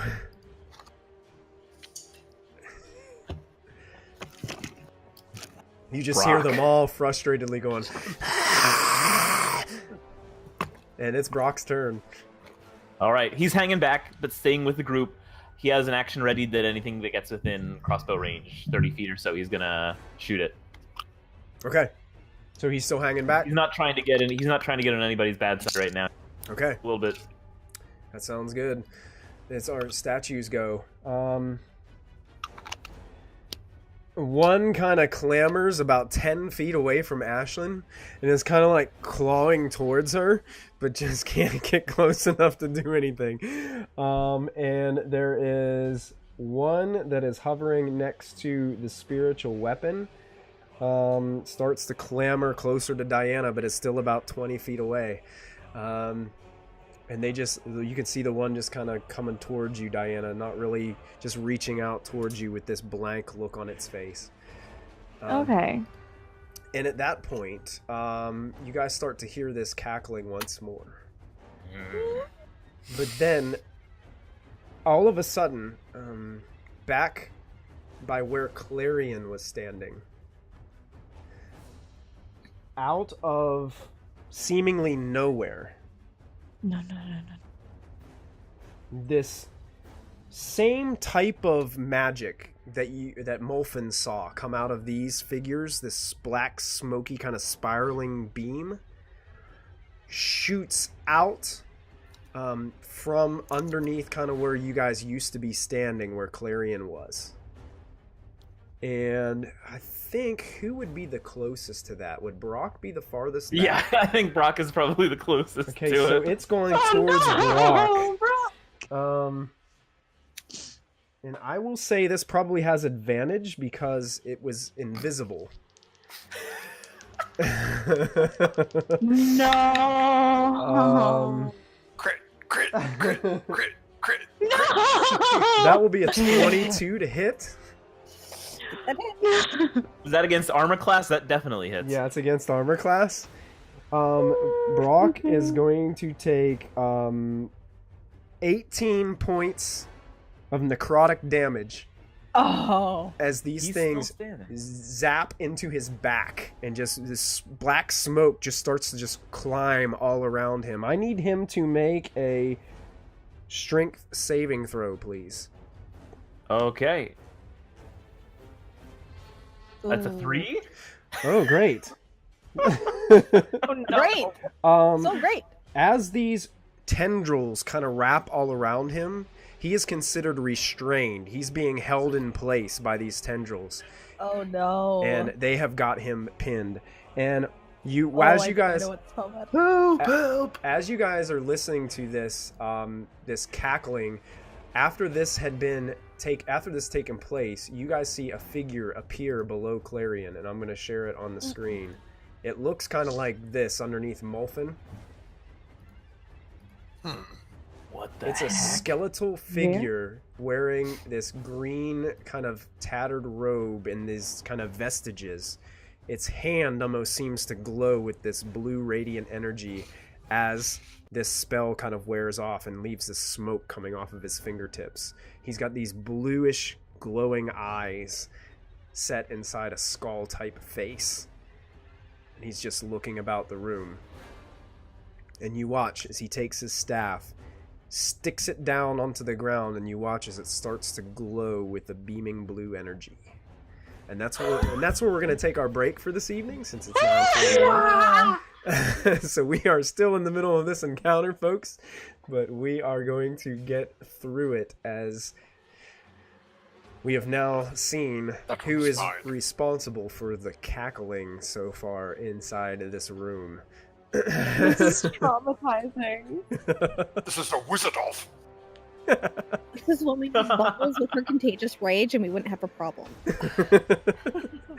Awesome, guys. Well, everybody who's tuned in tonight, thank you guys so much for hanging out with us. Thank you for the new follows. If you haven't followed us yet, make sure you hit that follow button on the top of the video there. We just thank you for hanging out. Thank you for visiting. And we got some more exciting action-packed adventure coming your way for the second half of our episode tonight. So make sure you stay tuned. We're going to go ahead to a quick commercial break right now and take a minute to get a drink, use the restroom, stuff like that. So we will be back in just a few minutes. So hang in there. We'll see you soon.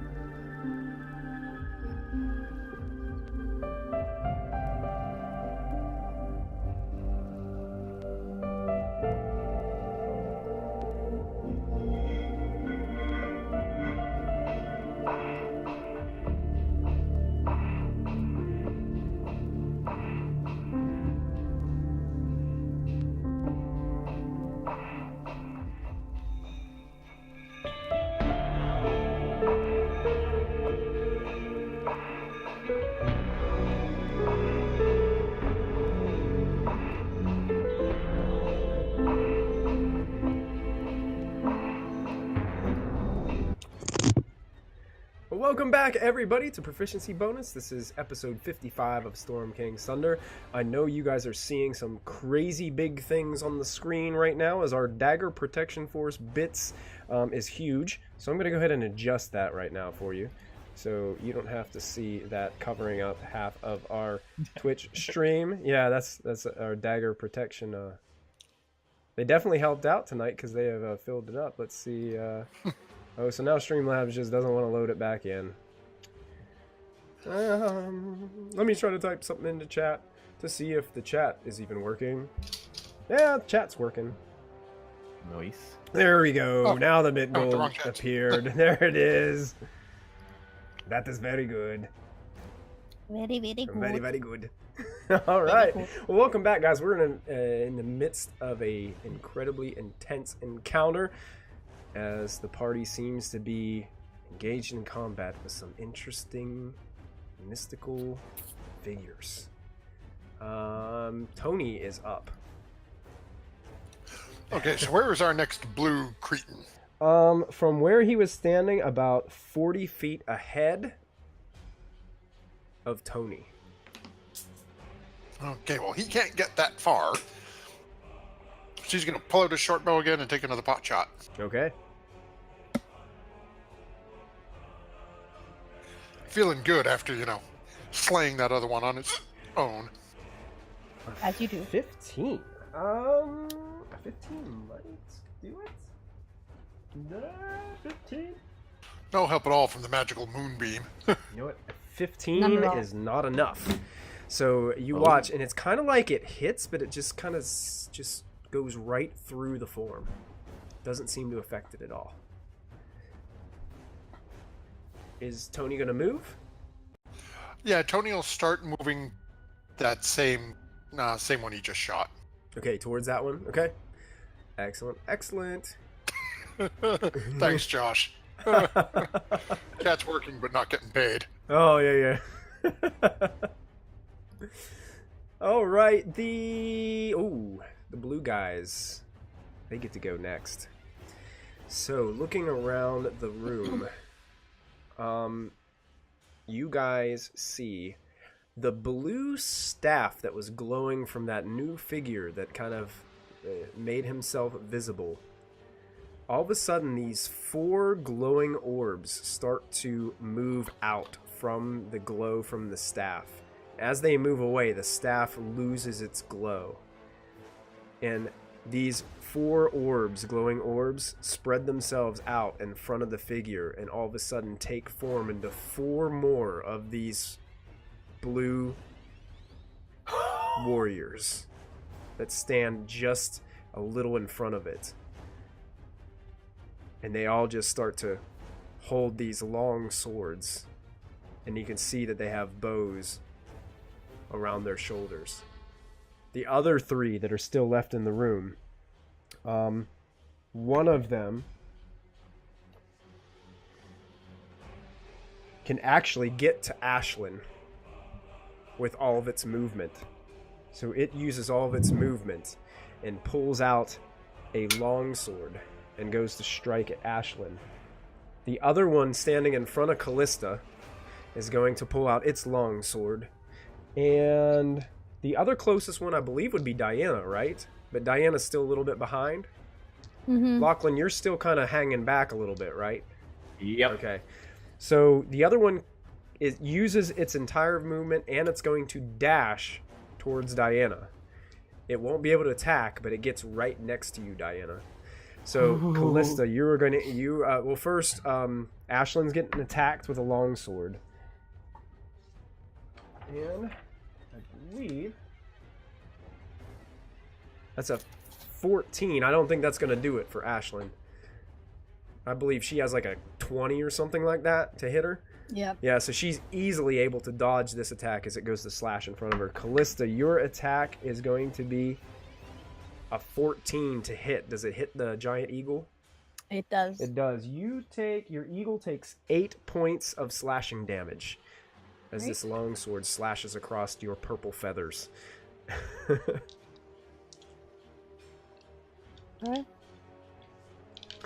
That is their whole turn. And that brings us to Diana. You have one of these blue figures wielding a longsword right next to you. Okay. And your spiritual weapon is still hovering around the last sculpture that remains standing in the building. Cool. Molfin told me to not forget the nat 20. I don't know what he wants me to use it for.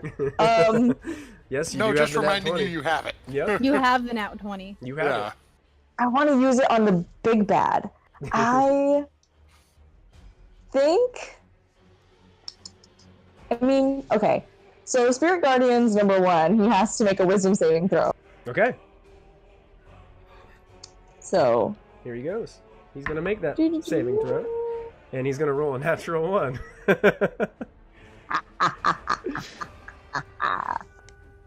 13 damage. 13 And also damage. his speed is halved, so would he be like right up on me if he's dashing, or would he be like another space bat, or like still just Yeah, like pretty actually, much right yeah, there? he would have. He would still be 10 feet away from you. Yeah, because that took effect. Yep. Awesome. So I'm out of his range. So I can run. And run I shall. I kind of want to get within 30-ish feet of the one that just appeared, if I can. With my 30 feet of movement. You can just get there. Okay. And then I want to use Channel Divinity, and I'm going to use the Radiance of the Dawn ability. So basically, Okay. what is it? I use my Channel Divinity to harness sunlight, banishing darkness, and dealing radiant damage to your foes. As an action, you present your holy symbol, and any magical darkness within 30 feet of you is dispelled. Additionally, each hostile creature within 30 feet of you must make a Constitution saving throw. A creature takes radiant damage equal to 2d10 plus your character level on a failed throw, and half as much on a successful one. All right. I read my spell this time. So that was, you said wisdom? Constitution. Constitution. Okay. Now, 'Cause I know he within got a a, lot. it's a 30-foot radius, right? C. Is that what you said? So you're going to get the big bad, and you're going to get 2 of the blue guys. The other 2 are just a little bit outside of the range. Okay. As they kind of spread out across the floor. So Okay. these are the 2 blue guys making their save. One of them rolls a nat What's my 20. level 8? And the other one rolled a 15, which I don't think is going to be enough. Or is it 15 the number that I need to roll? What? Do you? I think No, hers is it's a 16. It's a 16? Okay, so one of the blue guys will fail, one of them will pass. And the big bad... Oh, I wish these were on the same page. 16. Right on the nose. Dang it! Dang it! So Wait, they still take half. they still though. take half, right? Yeah. Go ahead and roll your necrotic damage. I did. Oh, you did? Also, Oh, is it the 18? yeah, it's 18. Excellent. Okay. I thought it was radiant damage. It's It necrotic. is radiant. Is it radiant? It's Okay. radiant. Radiant? Okay. Yeah. I thought I heard necrotic for some reason. Nah, it's radiant. I mean, it could. I guess if you're a necrotic type cleric, it'd be necrotic. But and then as a bonus action, what was it? Oh yeah, and then as a bonus action, my spiritual weapon will do another little attackaroo on the thing that it's attacking. Okay. Which let me go over. I like having so many things that I do on my turn. I feel like I'm really accessing like full cleric potential.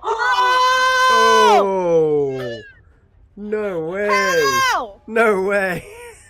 Go ahead and roll your damage for your spiritual weapon as it smashes the Can't you just sculpture. get max damage for that? Cause damn! Wow. Yeah, you guys watch as this long sword floating through the air just slices down through, splitting the sculpture right in half, and it falls in both directions and crumbles to the floor. Your spiritual weapon does this nice little flourish through the air as it finishes its attack. Like a fencer. Exactly. Nice I'm go. It's a D for Diana. Nice go, Diana. My goodness. That was a nice turn. And so it ends. That's the end of your turn? See. All right. So all of the statues have been crumbled, and you're left with these blue figures, this new figure in the back of the room, and what sounds like hissing, ghostly voices coming from the hallway. Anastasius is up next. Okay, so he moved 30 feet away from Clarion with his movement. So he's still in range with this new guy and the 4 Yes. new ones. Yes. So I'm going to try and fairy fire it again and hit the big bad with whoever else is in the 20-foot cube. It's a 20-foot cube. Okay, yeah, so he could get the big bad and probably the 2 blue guys closest to him, just like Diana did. He'll do that. This is a Dex. So the 2 blue 16. guys both fail. So the blue guys are now glowing with a rainbow energy. And the big bad rolls a natural 20. Oh. And he's able to shake off this magical aura trying to surround Okay. him. He just kind of laughs. Pitiful magic. Okay, he's going to back up 20 or so feet. I guess closer to Diana. And he looks towards Anastasius as he's backing away. That's right. Back away.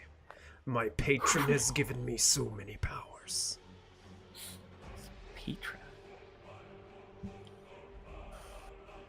Yep.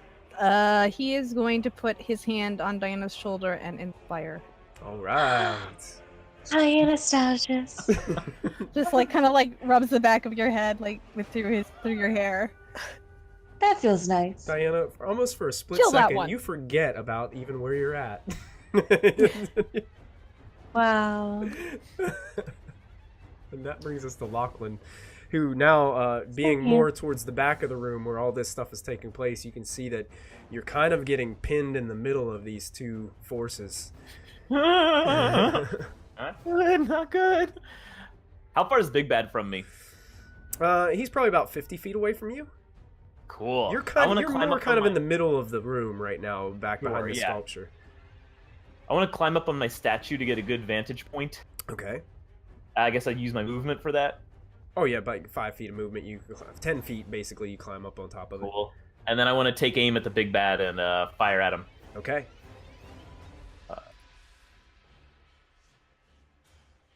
16. 16. It does hit. It hits. And It now, does hit. how close is space Brock to this guy? Like you talking about like how, like he's probably about 30 feet away from him. Oh, okay. Yeah. So I think I just get a normal shot on him. Yeah, it's a normal shot for this. Yeah, but you do hit. And yeah, you strike him. You can see that the crossbow bolt hits him in the shoulder area, and he just almost like just tilts back just the slightest bit, looks down at the crossbow bolt, and then looks towards you, Lachlan. You think that's gonna be enough? Got more where that came from. Yeah. Please show me. Oh no! Kinky. Brock, look out! And turn. Okay.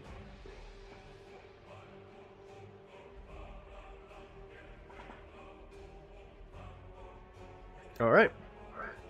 Callista, you are up. And you're still kind of engaged in melee combat with one of these blue figures towards the back of the room. And there's still two more. Two more on this side. One of them is approaching Diana, but is getting beat down right now with spirit guardians. And the other one is engaged in combat with Ashlyn. As you can see that Tony and Molfin have moved into the room now as well. Okay, so which one is closer to me, Diana, or the one with Diana, or the one with Ashlyn? The one with Ashlyn is probably just a little bit closer. Okay, I'm going for. How far away is the one with Diana? You're probably looking at about 40 feet from where you're It's at. enough. I'm going for that one with the moonbeam. Okay. Oh, with the moonbeam? Okay. Mm-hmm. Excellent. So the moonbeam makes its way over and starts to just engulf the one right near you as it's being beaten down with spiritual guardians. Now all of a sudden this purple cylinder goes over top of it. And it actually makes it save. So take half damage as it avoids most of this damage, trying to duck out of the way of the spiritual maces that are being beat down on it. So taking half damage there. That's a 15, by the way, not 11. Gotcha. Yeah, I'm looking down there at the bottom. Okay. I'm still engaged with one. Yep. Yes, you are. Mm-hmm. I'm going to multi-attack it. Okay. Go ahead. First one. It's a natural 20. Nice. Second one is just a dirty 20. Dirty 20. All right, go ahead and roll. That was your bite, the first one, right? First one is, I think it's the beak. Okay, go ahead and roll your damage for that one twice. Yep.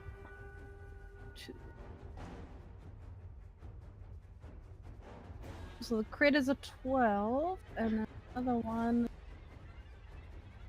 Talent. Plus 5. 5. All right. So as you are biting into this thing and clawing in its midsection, you can start to see that pulsating red light within it is starting to get a little bit dim, and the pulsating isn't as intense, and it looks like it's kind of got a look of pain and fear in its face. I want to move so I'm over top of its head, so I'm still flying. I don't want to be face to face with it. I want to be above it, so if it has to hit me, it has to look up. Okay, so you're just gonna kind of hover above him? Yep. Okay. I want to be right above him. Okay. Like right above its head. Sounds good. Is that the end of your turn? That is. All right, nice turn. Ashlyn is busy in melee combat with one of these things as it tried to swipe at her. Woohoo! Girl, quarterstaff him. All right. Oh, I wish I had advantage on that one. Quarterstaff him again. Oh, the first one, it dodges and ducks, and then she does this like twirl with her quarterstaff and brings it across and nails it right on the shoulder. Go ahead and roll your damage for that. Okay. 13. 13. Ashlyn can tell that even with the quarterstaff, as she comes through, it kind of just slows down as it goes through the form. It seems like it made an impact, but just not as much. Does she have any abilities that would help her? She has I don't- Guiding Strike or something. Her key. I think she has key empowered strikes, which count as magical. Yeah, so if you did And Flurry of Blows, like if you spend a key point to do Flurry of Blows, all her like regular martial attacks are considered magical Oh. at this level. All right. Mm-hmm. After you take an attack action, spend 1 key point to make 2 unarmed strikes. All right, cool. We'll do that. Okay. So And then that makes it magical, right? Yep. Yep. Those are magical. Anything a monk does with their fists or kicks are considered magical after a certain level. All right, cool. So would that be just martial arts? Yep. Just do 2 martial arts attacks against it. Oh, Nice. yes. So yeah, Wow. you hit with both of them. The second one strikes much harder. All right, so yeah, she comes across with a kick and then turns around and takes her knee and drives her knee into the midsection of this creature. You can see it makes an impact pretty intense. So that's additional 19 points of damage. Yeah. Ouch. Yeah, and All right. Ashlyn notices that the pulsating red light inside this blue figure is just going a little bit slower now and seems to be fading. Good. Does that end her turn? I believe so, yes. All right. So that brings us to Molfin. Okay, how far in front of me is Tony? He's not far in front of you because you moved back into the room, and he did move again, right? You had him moving forward towards the so he's about 30 feet away from you. Well, maybe more like 20. Oh, okay. So, and can I hear this weird guy shouting in the back? Oh yeah. He's making himself very vocal, and he's being very loud about it. You can hear him taunting everybody who attacks him, and yeah, he's making his presence known. And how far away from Molfin is he? He is roughly 100 and... Well, he's probably 100 feet away from you.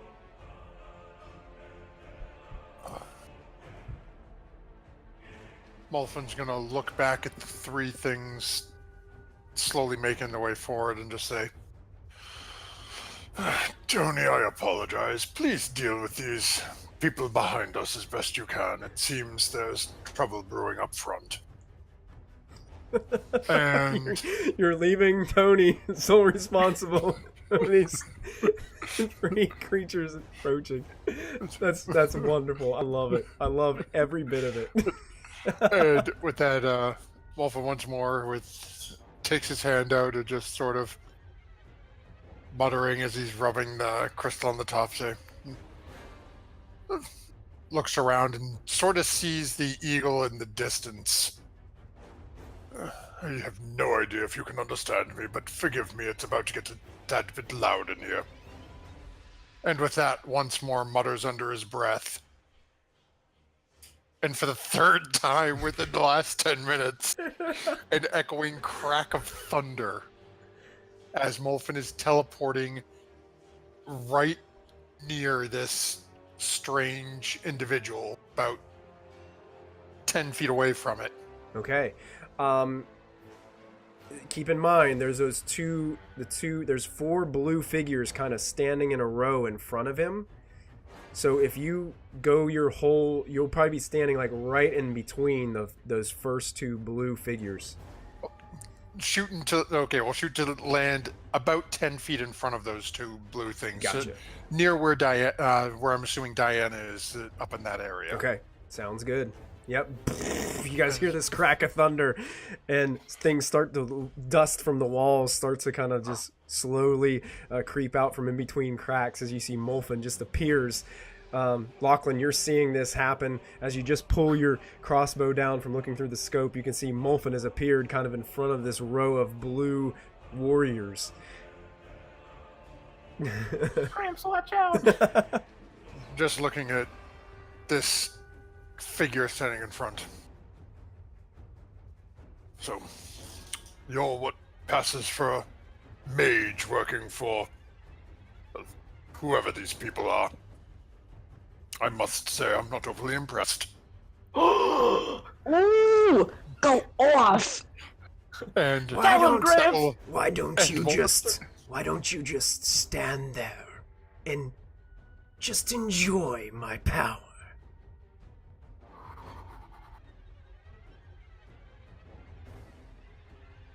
It might make you grow a few inches. No, he didn't. The audacity. So rude. Am I within 30 feet of this creature? Yeah, you're within 30 feet of him, yeah.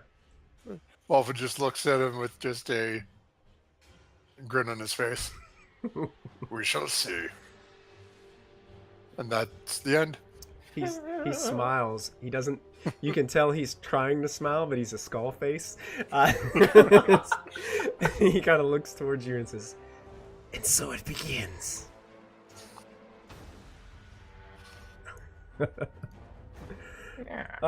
The figures in the back are on their way in the door, and they see Tony standing there with no shin bones, wielding his sword.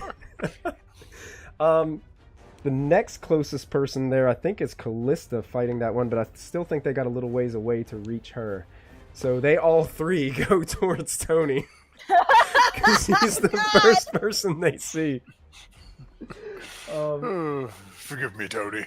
Your sacrifice will be remembered. And this is kind of crazy, because I don't even know if this is going to do anything. It might. Yeah. They're gonna all just kind of submerge around Tony, and they're gonna start. They got these claws, these black claws, and they just all start to kind of scratch at him all at once. 2 of them will be made with advantage because they're surrounding him and flanking him.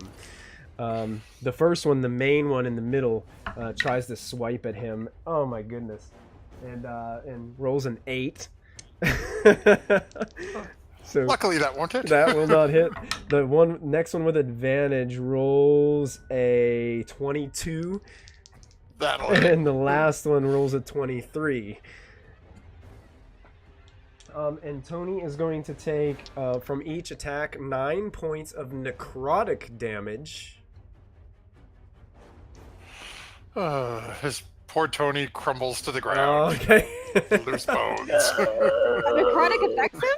Yeah, see, Yeah. that's what I was worried about. I couldn't remember if skeletons could be affected by necrotic damage or not. Well, actually, I was like, wouldn't it be hilarious if Tony was the sole survivor of this combat? Because nothing could hurt him.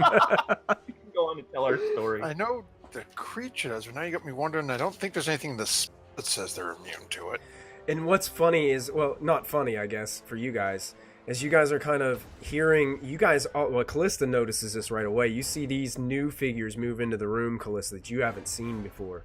These smoking black, floating vestiges move into the room, and they surround Tony, and you watch as one of them reaches into Tony's rib cage and starts removing bones viciously out of Tony's ribs. Another one reaches out, grabs an arm, and pulls it completely off of Tony and just slams it down onto the ground, reaches under his skull cavity, and then rips it right off of the top of his head and starts making quick puppet gestures with the skull that's left over from Tony. And you hear the one in the middle go, puny magic, useless. And that ends their turn as they viciously rip Tony apart. Say it ain't so. He'll just be That's so back real. again next episode with less bones. Skullless Tony. Yes. And that brings us up to Brock. All right. Brock's going to try to struggle against these shadows that are wrapping up. Escape. Okay, say that again. You cut out on me for just a second. Oh, sure. Yeah. Brock is going to try to struggle against these shadows that are gripping him and Yeah, gotcha. Escape. Go ahead and make that strength saving throw again. strength saving throw. Okay. I think it's really funny how it cut out again at the exact same part. Am I being censored? He's trying to pull on these tendrils that are wrapping around him, and he just can't break free. He's still restrained. Help! Help! You I guys, guess that's all he can do in his you turn. guys hear Brock calling out for someone to help him. The statues are no longer here, so I'm going to remove them from our initiative order. And that brings us to this mystical figure in the back as he's staring right at Molfin. Has a little crossbow bolt sticking out of his shoulder. And he's looking right at Molfin.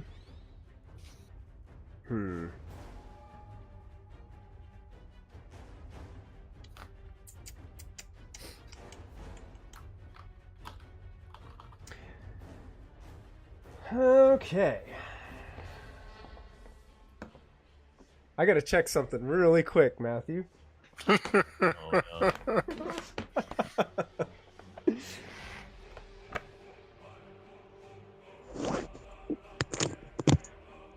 Let's see how this works. I think I know what he's going to do. As they say, you can certainly try.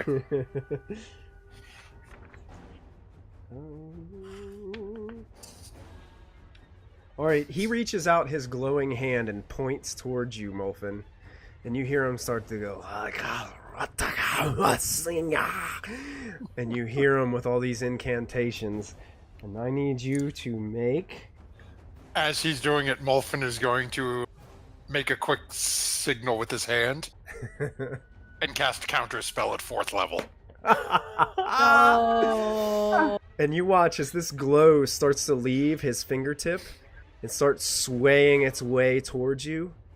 All of a sudden, it breaks apart and shatters and disappears as it falls towards the ground. And you see him look at his glowing hand, Magic.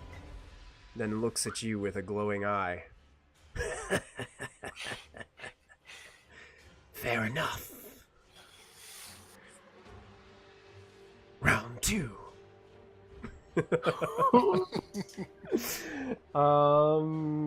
Let me double check something. Oh no.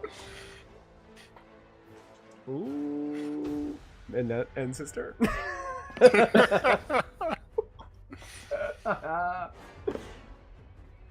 Dang counterspell.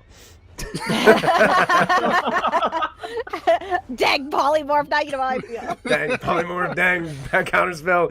You wizards and using your abilities the way you should. Ugh. That's the end of his turn, but now we've got the blue figures, and 2 of them are very close to Molfin. So they converge on Molfin, making their longsword attacks against him. The first one rolls a natural 1, and the second one roll is going to roll a as Callista would say, a dirty 20. The dirty 20 hits. Yeah. So the one kind of whiffs over top of your head, like most creatures do, misjudging your size. This other one deals 8 points of slashing damage to you. As the longsword goes across your flesh. And it kind of goes through you. It's weird. As it carves through, it leaves this gash, but it kind of goes right through you. The one standing in front of Callista is going to attack her again with a longsword. And is going to roll a 24 to hit. And that deals another 8 points of slashing damage to you, Callista.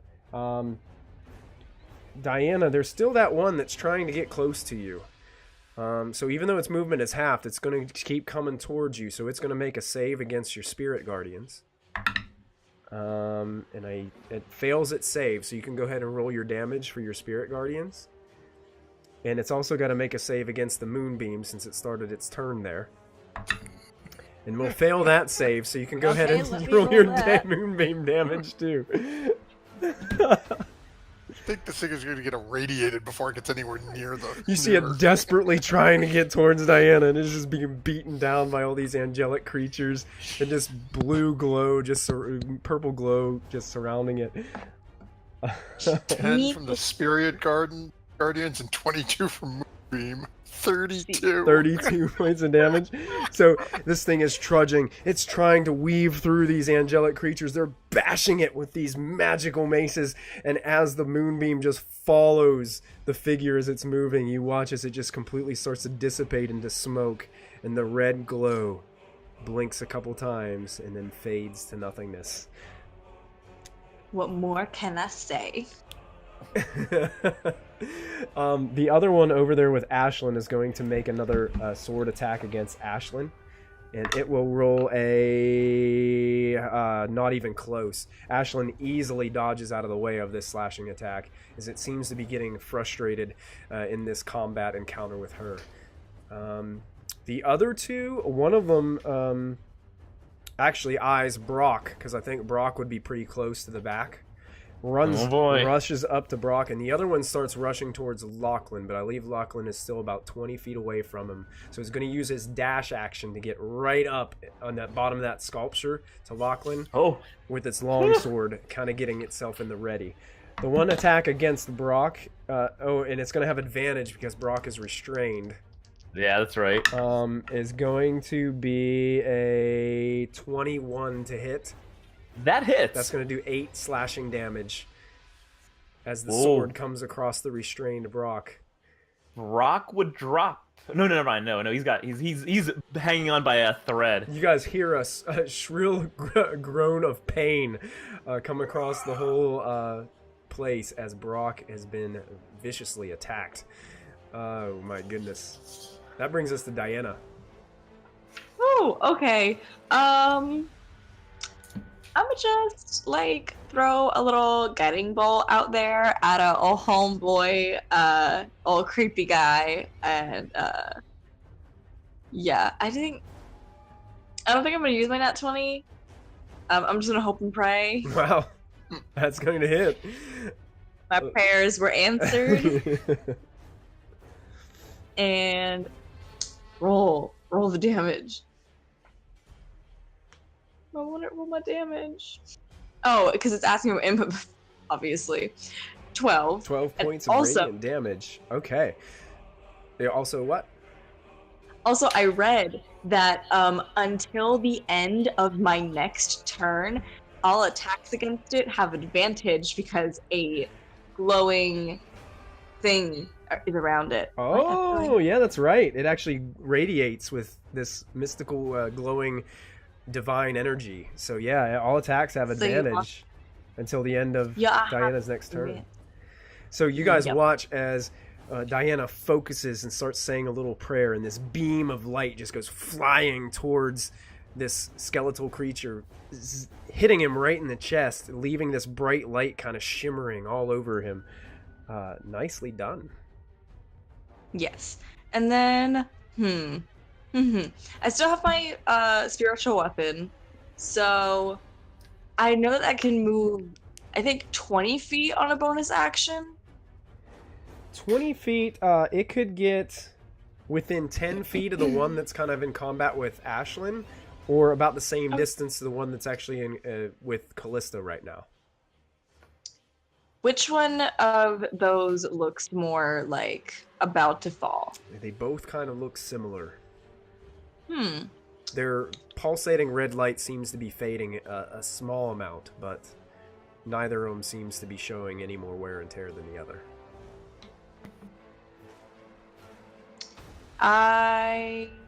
Who has the most allies around them, Ashlyn or Callista? They're kind of spread apart along the room, so it's kind of like they're both kind of in one-on-one combat right now.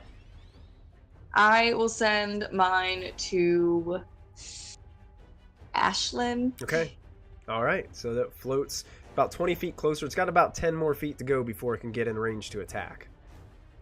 Okay. Also, has anyone taken like damage recently? Like, are y'all like okay? Just as my animal form, so I'm fine. Okay. Molfin's had a smack, but he's doing okay as well. Lachlan, you look like you're cringing. Oh, Brock is like bleeding and restrained and like whimpering. Brock. That's fine. That is Brock's problem. No, Diana will, on her next turn, if he's not dead, prioritize him. Triage. You didn't make the I'm cut. sorry, Didn't okay, make the cut this just round, like, Brock. Yep. Okay, is that the end of Diana's turn? Oh, do you guys murder him? Oof, it's gone. She's like more like, my friends are gonna die here. Is that the end of your turn? It is indeed. All right. Anastasius is up. All right, he is going for the big guy, Okay. cackling guy with dissonant whispers at should be a higher level. Sorry, hang on. It's all good. DC 16 Wisdom save. He's going to fail. Okay. Why are you not working?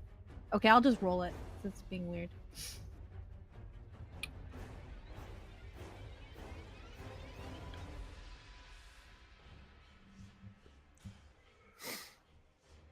Oh. Ooh, three Nice. ones in there. My goodness. Wow. Yeah, as this happens, you can see the creature kind of take his glowing hand and kind of move it up to his skull a little bit. You can see a little wince of pain, and then shoots his eyes directly towards Anastasius and kind of chuckles a bit. Get out of there. You're mine. And That's the end of his he turn. opens up his arms and shakes his head back and forth. I'm right here waiting for you. Is he gonna seduce him? Molfin is now Good. giving Just wait for Anastasia it. the stink eye. Like, really? Get your own fight. Is that the end of Anastasia's turn? Is he gonna Yes. move or is he gonna stay put? He's kind of he's kind of like within like 50 feet of what's going. He's kind of like in the middle of the room, like Lachlan. Yeah, he's gonna stay in like equal distance away from all the enemies Okay. because he doesn't have a shit. Lachlan, you are standing on top of the sculpture now. There is a blue glowing figure down below with a long sword at the ready, right down near you. Can he reach me? Like, am I threatened and like having trouble? Yeah, he Focusing could on my- take his long sword and basically like poke it up at you. So yes, Alrighty. you are in threat range. I guess I'm gonna have to jump off the statue a little bit. Just start to get a little bit away. And I don't know. I might provoke attack or something. Yeah, if you're gonna try to get away from him, yeah, you'll provoke. Let's do it. Okay. That is a 17 to hit. It does hit. It does hit. I'm going to use my what is it called? Uncanny dodge. Uncanny or dodge. whatever? Uncanny dodge to half whatever damage he's gonna. Okay, so you do this really cool like spin maneuver off of the top of the statue, And as it Yeah. comes across, it gets a piece of you, but the spinning motion that you do kind of avoids some of the damage. You take Yeah. 4 points of slashing damage as you land beside it on the other side. Not cool. And then did she do the guiding bolt on the big bad? She did. Yep. Yeah. And it's glowing Alrighty, right I'm gonna now. take aim and fire. Okay, so you're not moving away from the blue figure. You're just kind of like standing behind him. Is that what you were doing? I guess I'm Because if you hesitating, did that, you know, wouldn't maybe- provoke. Because you're still not What's that? leaving its threat range. Kind of like I I imagine. think I don't I wanna imagine try you to like. shoot while he's like next. Yeah. Well, so you're gonna move away from him a little bit, take a shot. Yeah. Okay. Yeah. Be able to take a clear shot. All right. And then go ahead and fire at the big bad. All right. With advantage. With advantage. Oh, cool. Yes, that is going to hit him right in the chest. Go ahead and roll your damage with sneak attack. All right. As you hit with your this other crossbow bolt, you can tell like you're making really good contact, Lachlan. But there's something about it that doesn't seem to be doing as much. Doesn't have as much force behind it. Oh no. Shake it, see if it's okay. Like, gimbal.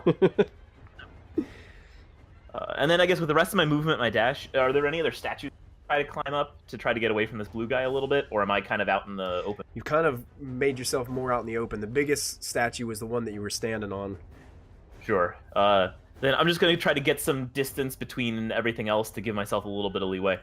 Okay, sounds good. So yeah, you move over kind of towards the edge of the wall area on the side of the space. You can kind of see Okay. the whole floor now really clearly. See the chaos that is taking place. Not good. And turn. All right, Callista, you still got this figure in front of you as you're kind of hovering over top of it. From where the spiritual weapon is, how close is it from where the moonbeam is to the big bad? How far? About 30 feet. Oh, no, the big bad is like on the other side of the room, so you're looking at about 70 feet to the big bad. Maybe, it's probably more like 80 from where you guys are. You guys are completely like on the other side of the room. Is there anything from between there and the big bad that's in my way that's an enemy?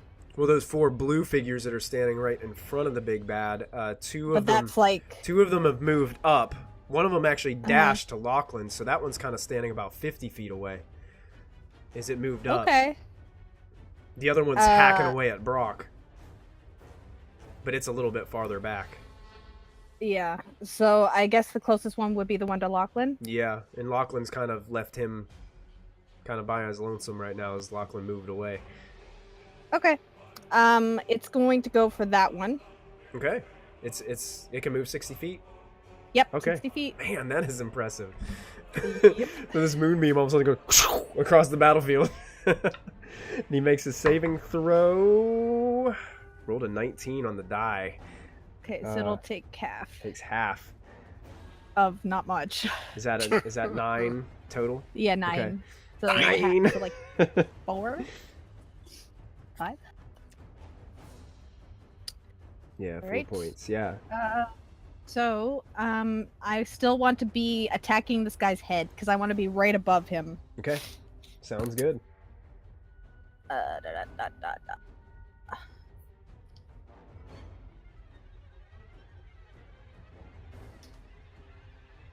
So Rip it off. first attack is a 16. Does that hit? That will hit. Yes. Okay. Second one is 15. Does that hit? I think that is a miss. Let me double check. Okay, if that's a miss, I'm going to use my inspiration to try and hit it. You can use 'Cause your inspiration. Because Anastasius inspired me. Oh yeah. Go So ahead. I want to use yeah. the D8, Roll your D8. which should in theory hit. Yeah. Well, you don't even really have to roll it. So Yeah, exactly. Well, that's exactly what I You needed. know what? I like to make people roll anyway because rolling dice is fun. Okay. All right. Yes, they both strike, so you can roll your damage for both of those. As you continue to gnaw and claw at this blue figure standing in front of you, or below you as you hover above it.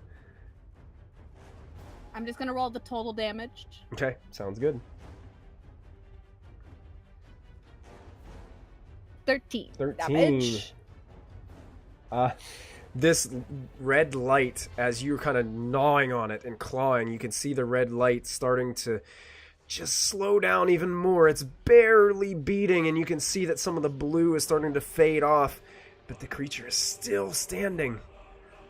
Okay. Do I want to do this? Do I want to try? Yeah, I'm gonna try and move up directly above it. Okay. 10 feet. 10 feet? Okay. It Yep. takes a quick swipe at you. Yep. And will miss. Yes. Okay. Good. Then I will continue going a little bit higher than 10 feet. Okay. You can use, you can, this room is huge, like it's high too. Okay. So you can let move me up just, to 60 Let me feet just double check above it. something. It's like a very tall ceiling in this place. It's huge. Out of character question, how do you deal with fall damage? How do I deal with fall damage? Or, Yes. So it's a is D6 it, like, for per- every 10 feet. 1d6 per every 10 feet? 1d6, a maximum of up to 20 d6. I will go 30 feet above this thing. Okay. And that's the end of my turn. Okay. The maximum. Calculating, I'm sorry. She's mathing. She's mathing. Oh, right. that was directed at you. Forget the max 20. Oh, you want me to just let it go? You jump 1,000 feet, that's 100 d6. Well, And then kill myself while I do it. I know why. You I do know why that rule is there, though. I know because by the time you get that high, and characters can because you're almost like super. It's kind of like Superman, like smashing into the ground after falling off of a skyscraper. And he stands back up and he walks out. He's got some blood running down his chin, but you know what? You're adventurers. You can handle it. You know what? I'm gonna go the full 80 feet. Screw it. I'm gonna do it. Full 80 feet? I have an idea. I have an Alright. idea. Just let me. Oh, no. I don't have a death ward for I think- you. It's okay. I have a Callista's plan. gone all Peregrine Falcon on this crap. I don't like. All right, she moves up to 80 feet. You are basically right up on the ceiling of this place now, Callista. Uh-huh. That's probably That's as high fine. as you can fly in Yep. here. That's all I'll go. Okay, and then it brings us to Ashlin's turn. And the one in front of her, quarterstaff. Oh, I accidentally rolled twice. Those are both going to hit.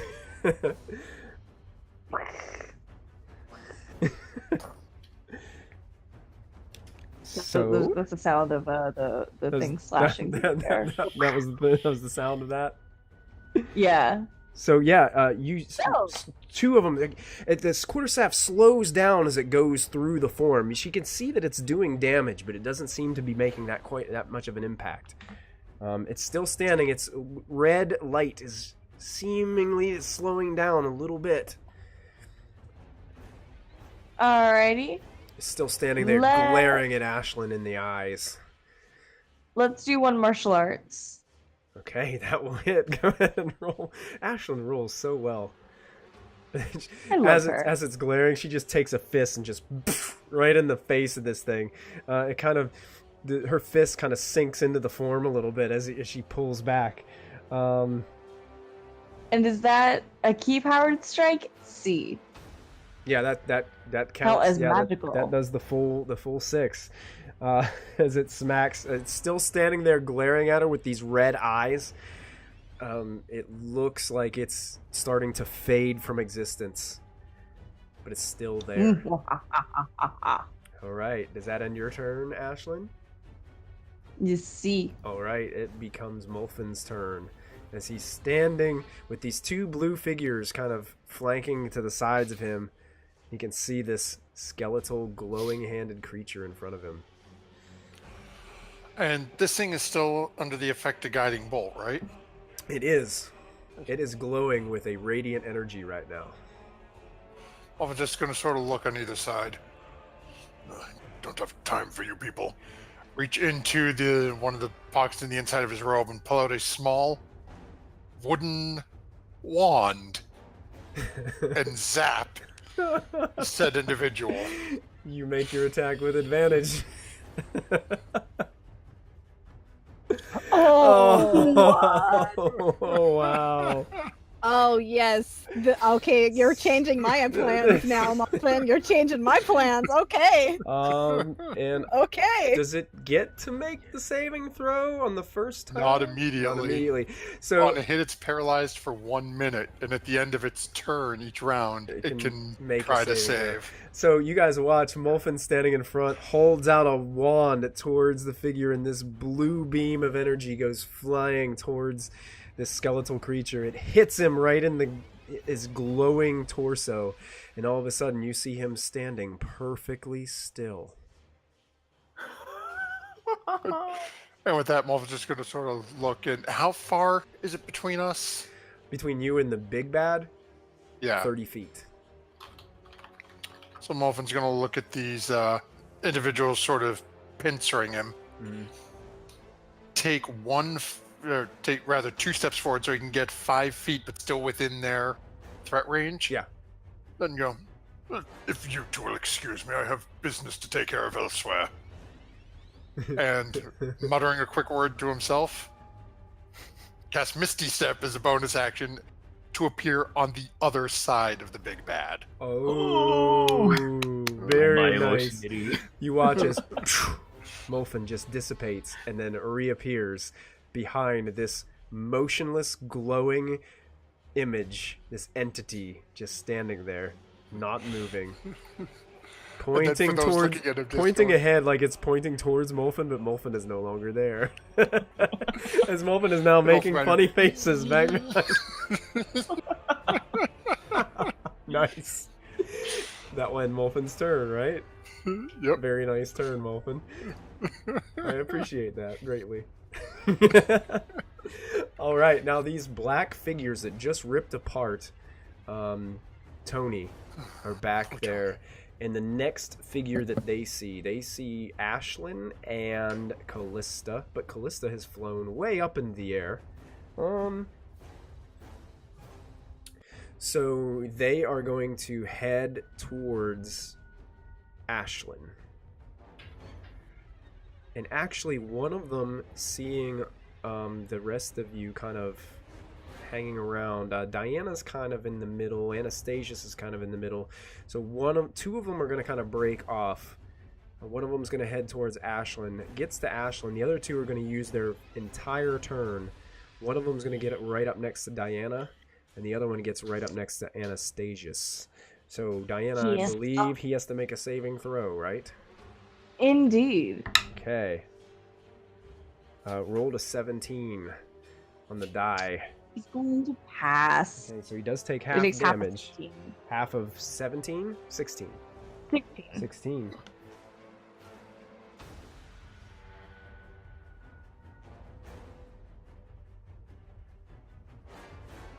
Alright, so these spirit guardians just seem to start to pummel this thing as it gets closer to you, Diana, and it slows it down just enough that it doesn't get right next to you.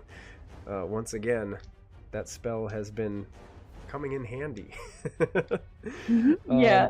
The other one gets right up to Anastasius, but cannot attack it this turn. So the other one is going to try to claw at Ashlyn as it gets right beside her. And only rolls a 9. So Diana quickly does this Ashlyn does this quick little backflip to dodge the striking claws as it misses, and you can hear it getting frustrated with these ghostly whispers. Brock. Brock. I guess the paralysis doesn't impact his tendrils that are holding him, right? Those are still up and running. It doesn't. They are still up. Okay. Then I guess just with his last-ditch effort here, he's going to try to break free again. Okay. And that's going to look like this. Let me double check. A 15? Not enough. Oh. So Brock is still... He almost gets them kind of apart, and then it squeezes them even tighter and just clambers down on him. He's unable to move. Somebody help! I guess that's the end of his turn. Mr. Friend here is paralyzed. So he's going to make a saving throw at the end of his turn to try to avoid it. What is the save for paralysis? Wisdom. Wisdom. Yeah, I just double checked what it was for hold person. Okay. Do you have any portents left? No, Oh. we haven't had a rest. That's why I was asking earlier. He remains motionless. And now the blue figures go. Make a couple quick checks really quick. One of the blue figures that was attacking you kind of ignores, kind of looks around for you, Molfin, but doesn't see you.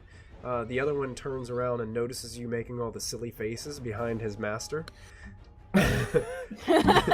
And points towards you and then starts to run towards you and tries to hack at you with a longsword. Rolling a 19. Yeah. You will take 8 points of slashing damage as it slashes across you, rolling back around and swiping you as you stick your tongue out. The other one, seeing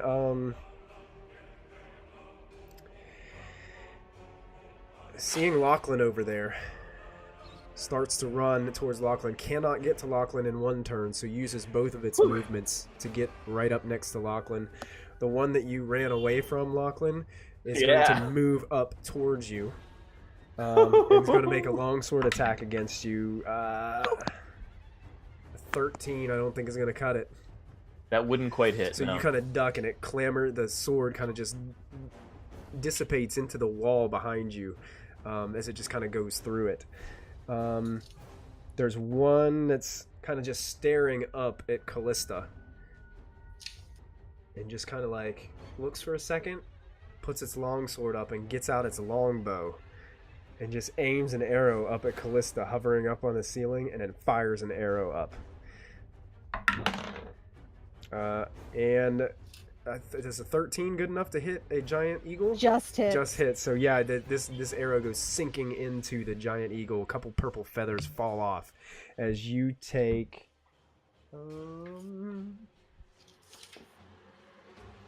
That's only 5 points of piercing damage. Oh, I'm still up! Still up. So 5 points of piercing damage. Ashlyn is being attacked again from this longsword. Can she dodge? What's that? She has an ability called wrong character sheet. An ability, I think it's Step O something or whatever. Step of the wind? I think so, Or and it lets her. defense. I think it's no, it's Step of the Wind. I think it lets you take a dodge. Or no, that's disengage. There's another one, and it lets you take a dodge action. It's patient defense. She has to take that at the end of her. It's on her turn though. It's not like a. It's a bonus it's action. a bonus to do action, not a reaction. Damn. Girl, Yeah. get some reactions. It would have been good because it rolled a natural 20. Yeah, I heard. And you are going to take. Well, that is 16 points of slashing damage to Diana. Or no, not to Diana, not to Zost. Excuse me. I cannot speak tonight. It's a Ashley. real one. Zoss just got mauled, Yeah, man. Zost. Should be fine. 16 points of IRL damage, right? Yeah. Let's see. Those were the two in the back. The other two move towards Lachlan. There's one on the other side that is going to move closer to. The closest one to them is Diana, but it can't get there, so it's just going to start heading that way, Oh my god. running towards Diana. Diana, it's your go. Okay. What? Oh my gosh, my whole computer is messing up. What? Is the bad guy at any type of elevation? The big bad? Yeah. No, he's just standing on the ground. Now completely still like a statue pointing to where And Molfin he's used to 30 be. feet away from me. So I will charge him with my... Oh, I already used my nat 20, didn't I? Or no, I didn't. You didn't. Did I? No, you didn't. You didn't. What did I use it for? You didn't. Nothing. You didn't. Oh, I didn't. Okay. I think that I almost did, and then I like changed my mind. Anyways, I will run up to him, and I'll use my nat 20, and I'll hit him with my magic mace, and I would do 2 of the burn through the things that are on it. So it's yeah. 2 charges. All right. You would have gotten that 20 anyways. It's all right. Go ahead So and. does it count? Yeah. No, I'm kidding. Go ahead and roll your damage as you guys watch Diana just charge forward towards this glowing figure. And then it's another smashing down 2d6. another 2d6 radiant damage. Would it be 2d6 or 4d6? Should you- Oh, right. It is That's 4d6. double the dice. Yeah, 20, so double it's all the 46, dice. so Yeah, another so 2d6. roll another 2d6. Whoa! That's 15, 19. Whoa. 29.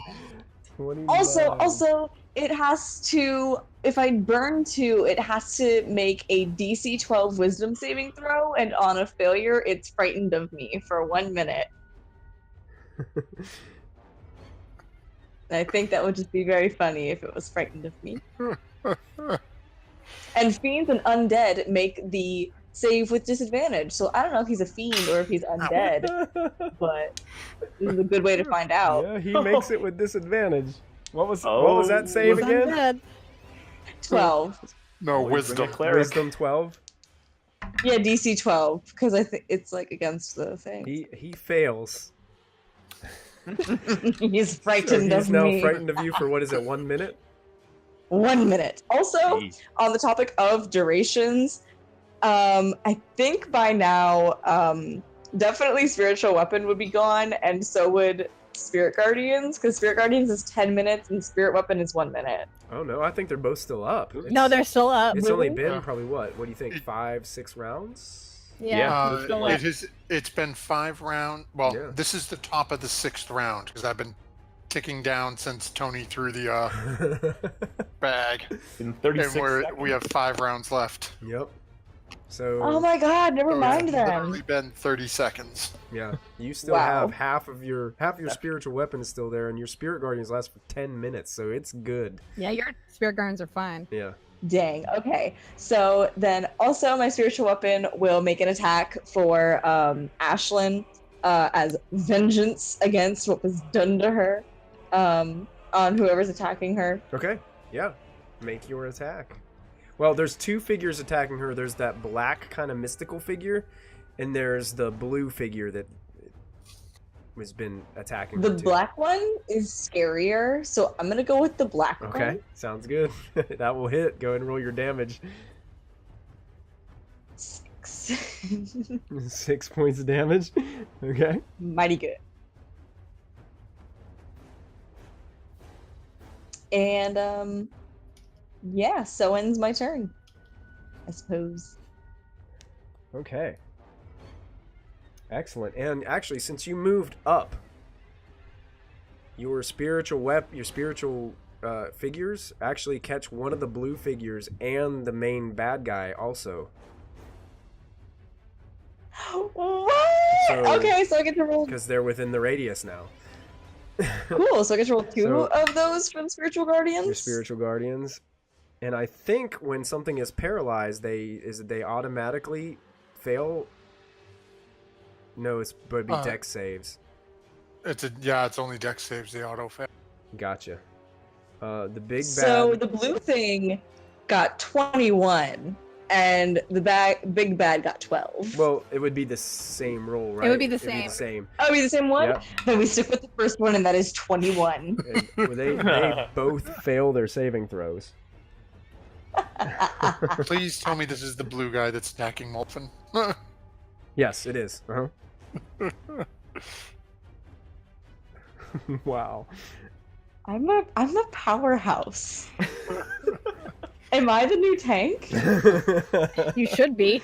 As these mystical figures are beating down on the main bad guy down there in the middle, just pummeling, and you can see Molfin, these spirit guardians are just surrounding the blue guy attacking you. He's just like looking all over as these things are beating down. You can see that red light is starting to flicker just a little bit inside its chest. And you guys are watching as the green tattered cloak of this figure in front is starting to rip apart and fall to the ground. Pieces of his bone form are starting to crack and crumble. He's not looking very good right now. Oh, very good. That brings us to Anastasius. All right, he's going for the one that's in front of him, I guess. And second, Dissonant Whispers. Is this against the big bad again? No, this is the one that's just came up on top of him. Oh, okay, gotcha. Oh, and advantage is ended now by BT dubs because there's no more guiding bolt glow. He does make the save. Okay. So is that half damage then? Yes. Okay.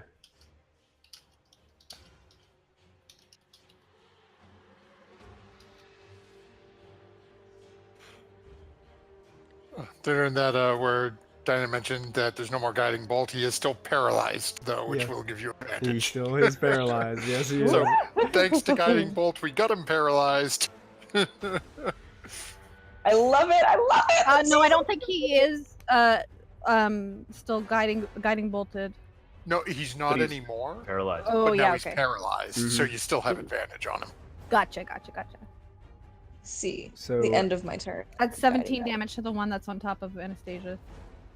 okay, it did make the save, so it only takes half. Okay. Okay. All right. Cool. Yeah, it starts to. It kind of looks up. You can see it's grabbing its head and kind of pulling back and forth. You hear it go, ah! As this nasty, just sounds and horrible things go through its mind. Is that the end of Anastasius's turn? Mm-hmm. All right, Lachlan, you're up. Cool. You've got two of them like right on top of you. Get away! I want to use my cunning action to disengage. Okay. And then move 10-15 away just so I can get a clear shot on our paralyzed big bad. All right. And then just fire You away. make it with advantage because he is perfectly still. Thank goodness! It's sitting nice and pretty for you. Yep, you got it. And you can roll your sneak attack. 24. Is that 24 Yeah, 20. points? And my crossbow would click as I have to reload. Lachlan, share with us how this thing dies. Oh, jeez. One more bolt. Oh, no. Just want to, aim real good, get him while he's paralyzed and distracted, and just tell him, you don't even deserve to get killed by a wizard. And then I'm just going to... Oh! Yes. Wow. And you guys watch as this crossbow bolt hits it right in the eye socket where his glowing eye seems to be held still.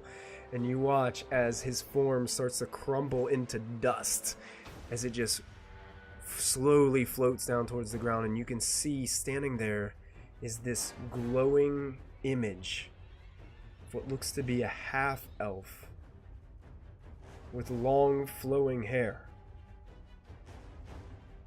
And it looks around the room and it starts to slowly float up into the air.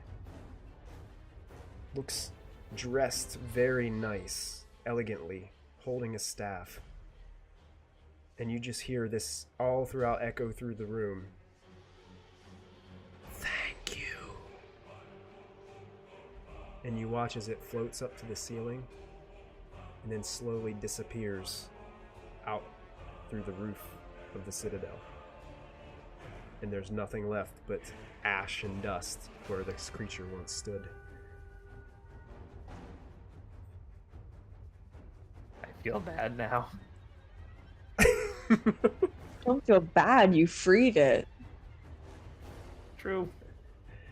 Oh, there's a clampered staff down there on the ground there, Molfin, for your curiosities. Lachlan, anything else that you would like to do? Just get ready to start reloading my crossbow. It's Alright. like there's still... Yeah, there's still some people rolling around in here, yeah. Callista, you're up. You're floating now, All 80 right. feet above this creature that is shooting these just blue... Can you let me know what I see in terms of enemies left, so I know? There is 2 figures currently around Ashlyn with a spiritual weapon kind of buzzing around over there. There is 1 blue figure standing in front of Anastasius. There is 1 blue figure standing right beside Molfin. There are 2 blue figures that seem to be just chasing Lachlan around in a circle on the other side. And there's one I'm fine. There's one just standing like with longsword ready, just smiling right at Brock, who is restrained. Is any of them still in my moonbeam? I think did you burn up the one that was in front of Diana? No, it went for the one that was by Lachlan, I think. Okay, no, that it moved out of your moonbeam. Okay. So yeah, I would have had to have rolled when it started its turn, right? Yeah. Okay. Failed its save, so go ahead and roll your damage. Okay, so Sorry about that. I forgot about your That's okay. moonbeam. I always forget about that nuclear cylinder. Yeah. 18 points. 18. Yeah. Okay. So, how hurt is the one by Anastasius? It looks to be glowing quite normally right now. Okay. How far away is that from me? From where you are, probably about 50 feet. Good. I will fly over it, so I'm about 50 feet above it. Okay. And I am turning into a giant elk and landing on top of it, not Anastasius. I'm going to angle it to land on him. Brilliant. So I don't know how you want to roll this for attack or what, but I'm giant elking. You are giant elking. This is great. I love it. Just landing on it from 50 feet above. Get away from my Anastasius, and yep, I'm gonna decide on this thing. You said her Anastasia. Let's give it a This is kind of like you're throwing yourself at something. Yeah, I would like to just land on it Yeah, because I want to be right over top of it, and as I'm flying down with my eagle form, transform into the giant elk so I can't fly, and I just land on it. Let's just call it a standard melee attack. Make a melee attack against it. As you are giant elking. So it should be This is now a thing. Giant elking. Just like bearing. Bearing. Callista flying above, planking. Down. You will hit. So what we're gonna do is first of all, you're 50 feet, so go ahead and roll your 5d6 bludgeoning damage as you land as a giant elk. D6. I will probably take this damage too, but that's fine. Okay. 17. Yeah, you do 17 and you take 17. Take 17. And it's gonna make a strength saving throw to see if it can Yes, it does. withstand this force.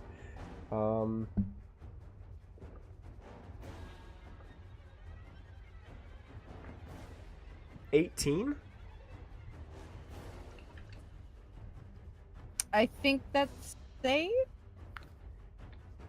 I'm not for it to be knocked prone. To be knocked prone, I believe. It might say on your giant elk. Yeah, it saves. It saves? Okay, so it stumbles back a little bit and just looks up at this massive elk standing now right next to it.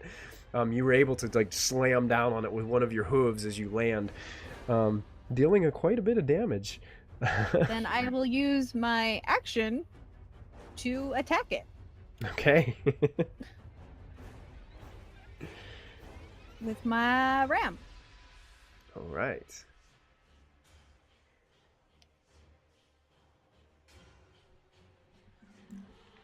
So now Callista takes her head to the side and tries to just drive these antlers into the blue figure. Ooh, And that's not gonna it's hit. able to just narrowly dodge out of the way. Just able to avoid these antlers. Is that the end of your attack? Mm-hmm. Elk got shook. All right. I think that would be all of your turn, right, Callista? Yep. As Yep, now, yep, yep. Callista is now a giant elk standing in the middle of the room. I love all these forms. Ashlyn is up. That old thingy in front of her. It's clear that her quarterstaff ain't working on these spectral things. Mhm. I think she's going to attack the blue one because it's the weakest, Okay. and she's gonna quarterstaff it once, And that will hit. but then And she's gonna use her. as she strikes with the quarterstaff, she comes across, slams into it, and you can see the blue figure just dissipate and the red blink vanishes. What's poppin'? So she'll turn to the black one now Okay. and do her martial arts, and she's gonna use the Fury of Blows, I think it is. Flurry of Blows, so she can just make yeah. 2 unarmed strikes instead of just one. Yeah, do the quarterstaff first, and then you can do 2 martial arts afterwards, because you still got a second quarterstaff attack. All right. Quarterstaff, and both of those are going to hit. So your quarterstaff smacks that figure. Does the martial arts hit? Actually, before you expend that, as she brings the quarterstaff across, or the second one, you nail this other black floating figure, and you watch as it just dissipates into a cloud of dark smoke and then vanishes. Hey! So you technically can move before you do those other 2 attacks if you want to. Okay. Mm-hmm. Then I will move. Where's the other nearest enemy? Closest one would be the one that's looking up towards the ceiling where Callista used to be. Then I shall go over there and do those same 2 martial arts attacks again. All right, go ahead and was that 6 points of damage for the first one? Yeah, the first one was 19, the second one was a 16. So Ashlyn runs up, comes across its head with a forearm, and then deals a quick uppercut. And you watch as this thing kind of like leaves the ground, and as it leaves the ground, the blue form dissipates and the red light slowly blinks out. Woohoo! Ashlyn's on a little killing spree. This happens almost every time we get into a fight. Dude. Ashlyn's just like boom, boom, boom, boom, boom. I can take them all.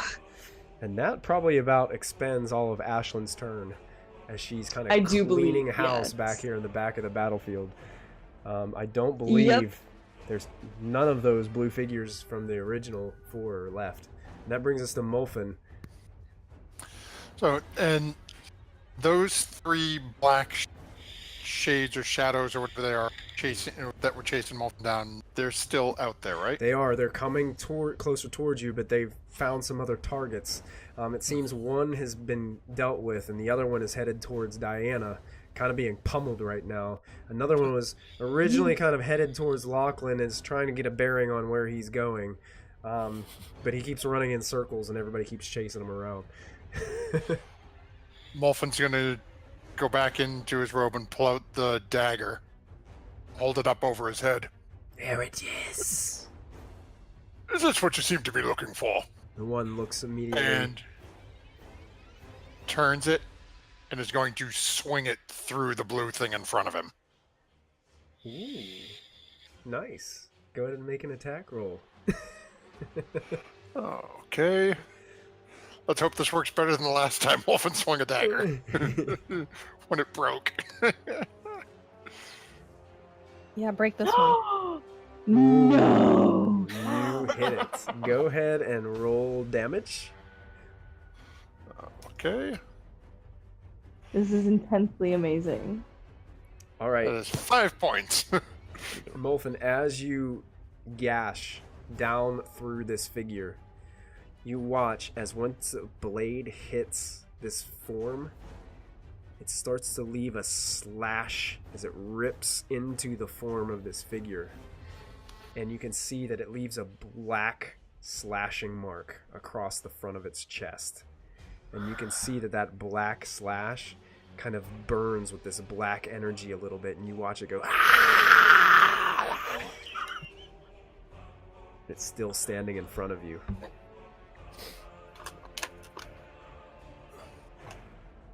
Actually, wait a second. That was the one that just got beat down from some spiritual guardians. Never mind. As that rips and starts to burn, you watch as the black energy just starts to engulf this blue form, and it just rises up over its face, and its red beaming eyes just start to solidify and crackle and turn into this ash as it falls out of its eyes. And the blackness just dissipates in front of you as you just hear the last hiss of it. From the dagger. Just staring down at the dagger. Oh, isn't that most interesting? Not interesting. Then looking around, looking for the other shadowy figures, very exaggerated, put the dagger back in. And then look, I know you said there were a couple of statues. Are there any statues standing? Most of the statues are all kind of crumpled. The biggest one is kind of over and towards the middle northern side, where Lachlan is kind of running in circles around these other two blue figures that seem to be chasing him. One is kind of engulfed and or is being chased around by a moonbeam as well. It's kind of like you see Lachlan run in circles, these two blue figures, kind of like a Scooby-Doo cartoon, and this moonbeam is just like wong, wong, wong, kind of behind it. What is within like 25 feet of where I am? Within 25 Any structures feet, that I'd be able to stand on? Maybe some smaller bits of statue, but that's about it. You could try to climb up Clarion. How far is Clarion? He's only about 5 foot behind you. You can like look up and see his mouth like open right there above your shoulder. And is there a spot like 25 or 30 feet up anywhere? Oh yeah, Stand, yeah. so to You speak? could like perch right up on like you were like flying on his back. I really hope this doesn't get me yelled at, but. And once more, Misty step right up onto his back. So now Molfin mystically appears right there in between Clarion's outstretched wings as he's standing on his Tread back. carefully, Molfin. God damn it! Stop! Stop! I'm gonna come attack you! Stop! One of these figures is caught in the spiritual guardians, I believe, of Diana. Is it still there? Yeah, it'd be moving up towards you, following you after you charged. It's gonna make its saving throw. Was that Dex? It wasn't Dex, was it? Isn't it con? Was it Con? I'm not sure. I don't have spiritual guardians up. Diana, do you know what that? What? Oh yeah, no. They make I believe it's wisdom save. Wisdom? Let me double check. I've got it here. It is a. Where the heck? Oh, where is it? Saving Make throw. a wisdom save, yeah. Okay. Yeah. 16. Is it good enough? 16 is exactly it that it needs to take half damage. Okay. So it takes half damage. But it does it not slow if it makes the save? I don't. Oh, let me read it one more time. Yeah, let me know because it'll matter.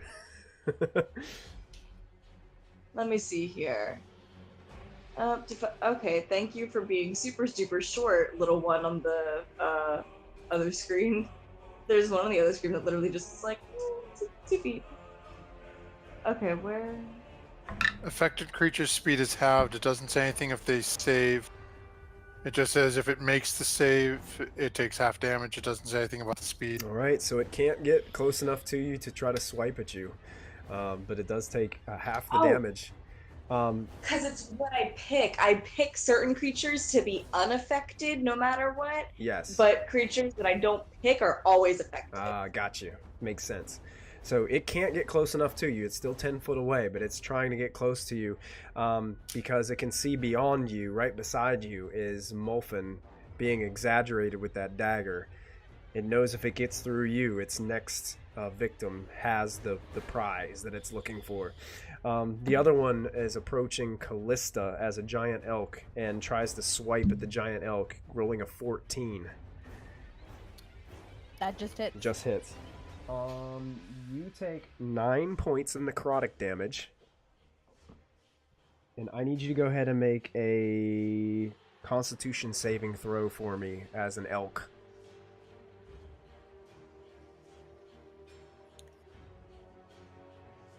Okay.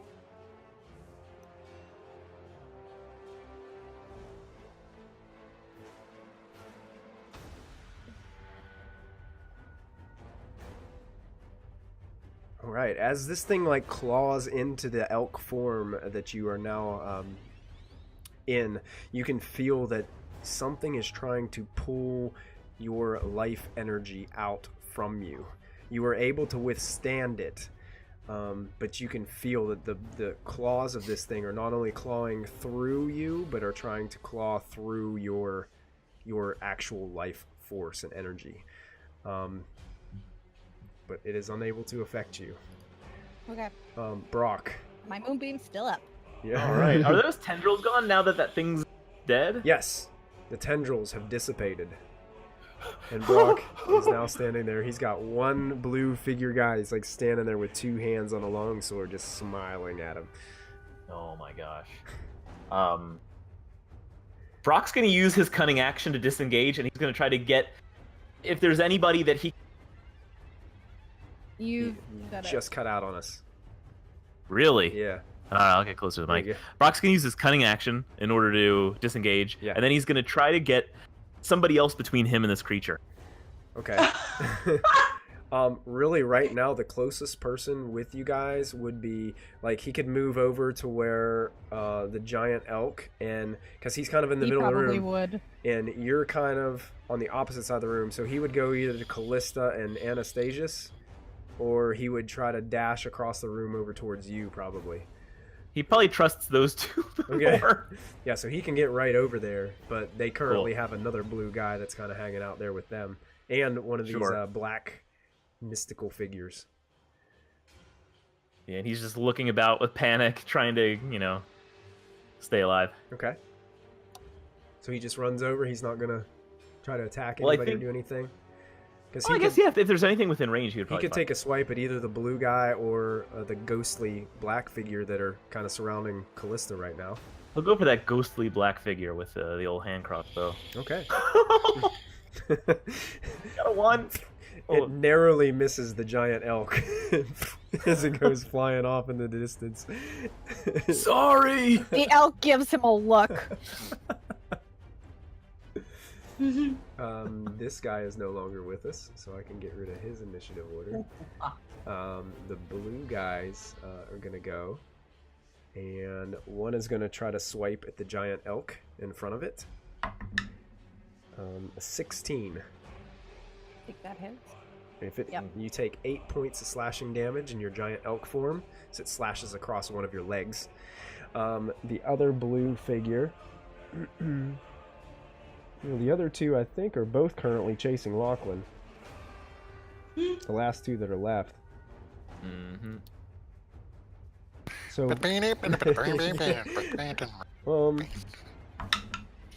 one of them breaks off from Lachlan and is going to head towards seeing Diana and Molfin over there. Is going to start heading towards Diana and Molfin. Hello. Lachlan 1 gets right up on you and tries to swipe at you with its longsword. And All it right. does at a 21. That You'll hits. take 8 points of slashing damage as it slashes across your back as you're trying to run away from it. And I will uncanny dodge that to, Half at to the floor. cut it in half. All right, and 1 is going to fail its saving throw against your spirit guardians, Diana. Yay! So you can roll damage again. Come on. Level 3. Boom. 10 points. See. All right. Excellent. I think I have 3 in there now. There are 3 left. Are they all in my area? I think at least 2 are. Yeah, the one of the black ghostly figures is in there, and one of the blue figures is kind of approaching you and Molfin. I don't like that. Diana, it's your turn. So at the beginning of your turn, they make saves for spirit guardians as well. No, at the end, at the start of their turn. Start of their turn. Do. Excellent. Okay. Yeah. And I think that I will. Where's my spiritual weapon? Because it's floating like way far away. It was back at the back of the room.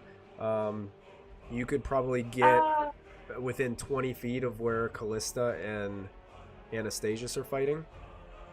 I will move it that way, so towards Callista and Anastasius. It's got probably one more round before it can get there to make an attack. Okay.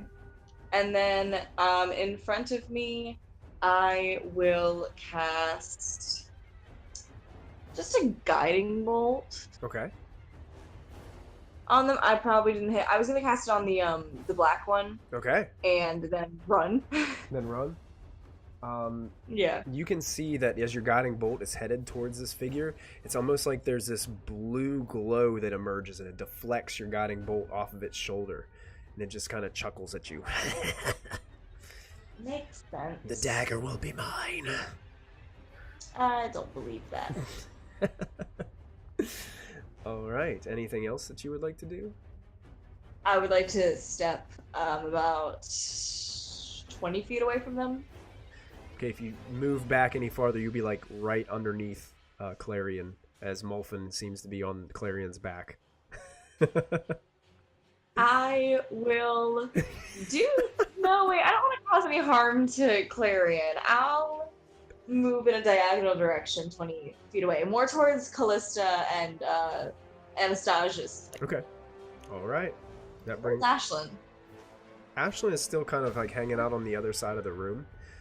She just went through and basically she did that rampage clearing out the back of the room. So she's probably about 80 feet away from you guys, but I think she can run that in one round. All right, we'll bring her back over. Anastasius is up. Okay, he's gonna go for the black. You said there's 2 on us right now? Yeah, there's the black ghostly figure standing in front of you, and another the blue form with a long sword. Okay, he's gonna go for the black one. Okay. With dissonant whispers. Okay. I will roll. Be at a higher.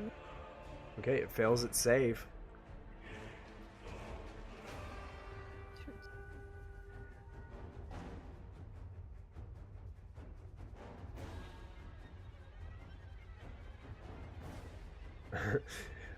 You watch as this figure takes its skull-like hands and wraps around its head, and it starts to hiss and moan and looks back towards the other one that's over there next to Diana and says, "Retrieve the dagger!" And it just breaks apart in front of you and just clouds of dust.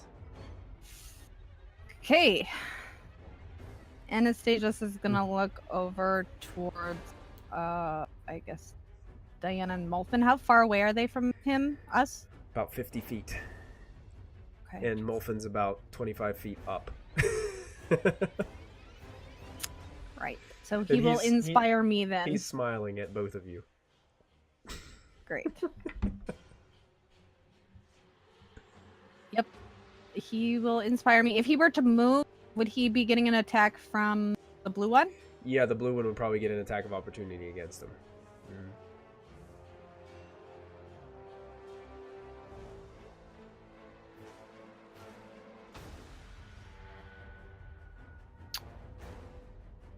Nope, he's just gonna stay there. Stay there?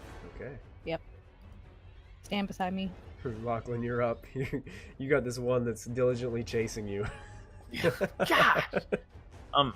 Earlier I saw Tony attacking these things, rest in peace. And he couldn't hurt them, right? His sword is just passing through the blue thing's harm. You know, you're not 100% sure. Like you have a feeling like your bolts were damaging them. Yeah. But maybe not to like its full capacity. Okay. Yeah. Then I think at this point, since this thing's right next to me, I'm gonna swap out for my dagger Okay. and short sword. Swap out for my short sword and give this thing a stab. Okay, sounds good. Go at it. Oh, That will hit. Go ahead and roll your damage. nice. And then use my cutting action to disengage, and I'm gonna start trying to move toward, Molfin. Move And the towards statue. Molfin. Okay. Yeah, you're able to get. You're probably within 20 feet of where they are, moving back towards Clarion. Cool. I just want to make sure I'm part of the defense against these guys getting in near a dagger. All right, sounds good. Callista in giant elk form. It seems like there's only one of those blue figures standing right next to you and Anastasius. Can I move my moonbeam to the one that's trying to go after the dagger? Yes, you can. Mm-hmm. Good. I would do so. Okay. As a bonus action. That was con We save? have the new name. That's 14. Fail. Fail. Takes all the damage. Oh, Oh. no. All 7 of it. All seven of it. Whoa. 7 gonna be enough. El right? Callista's. I don't think 7's gonna do it.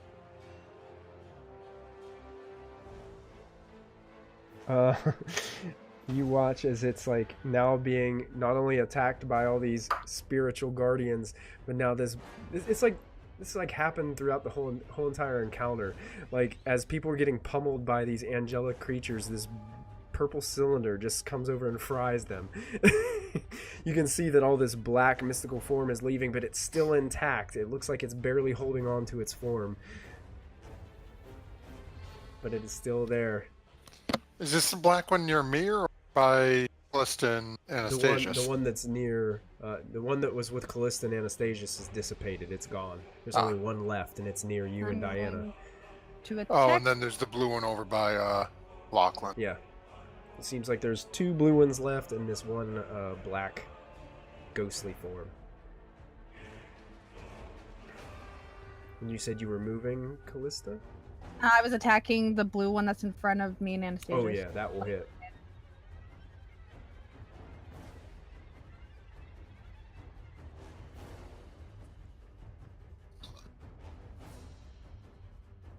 As Callista drives the antlers into the form. 15. Nice.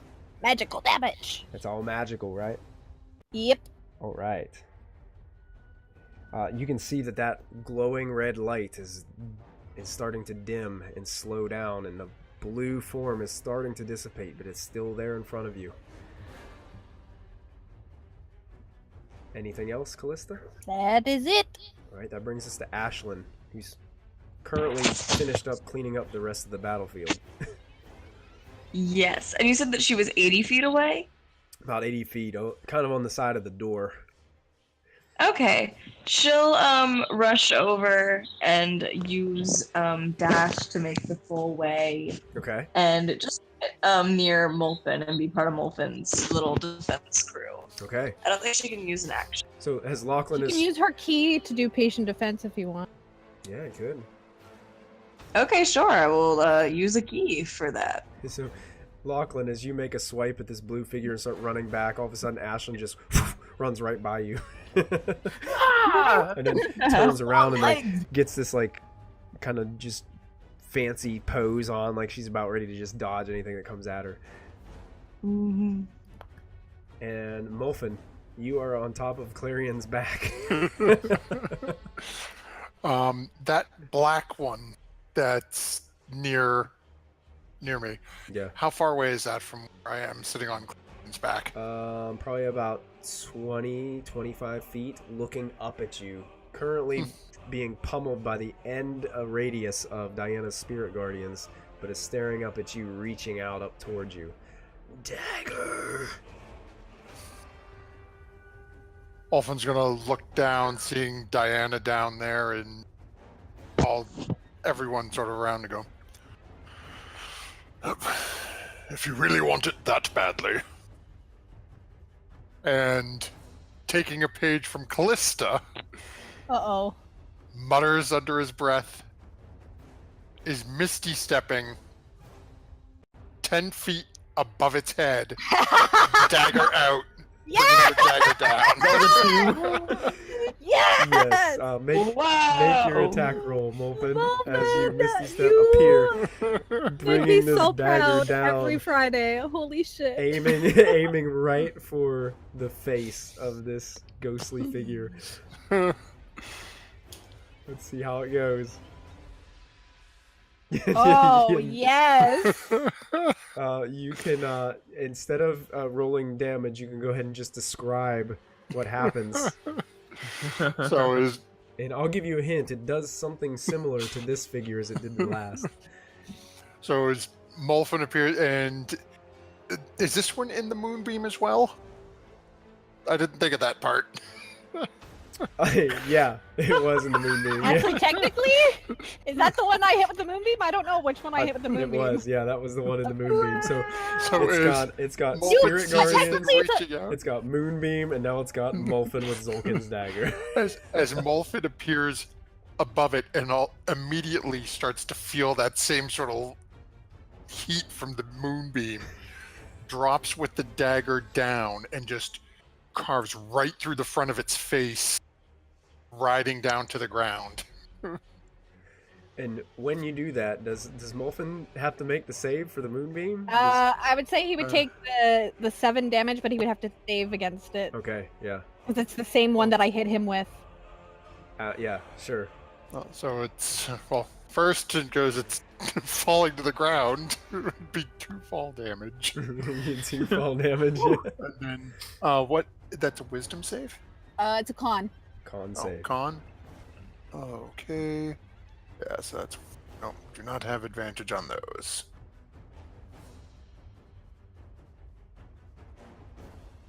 So you Ooh. take 7 damage. 7 points. So total of 9 damage. As you can feel that tingling on your flesh, Molfin, from inside the purple light, as you I'd are kind of suggest you glowing step out of purple. Step back.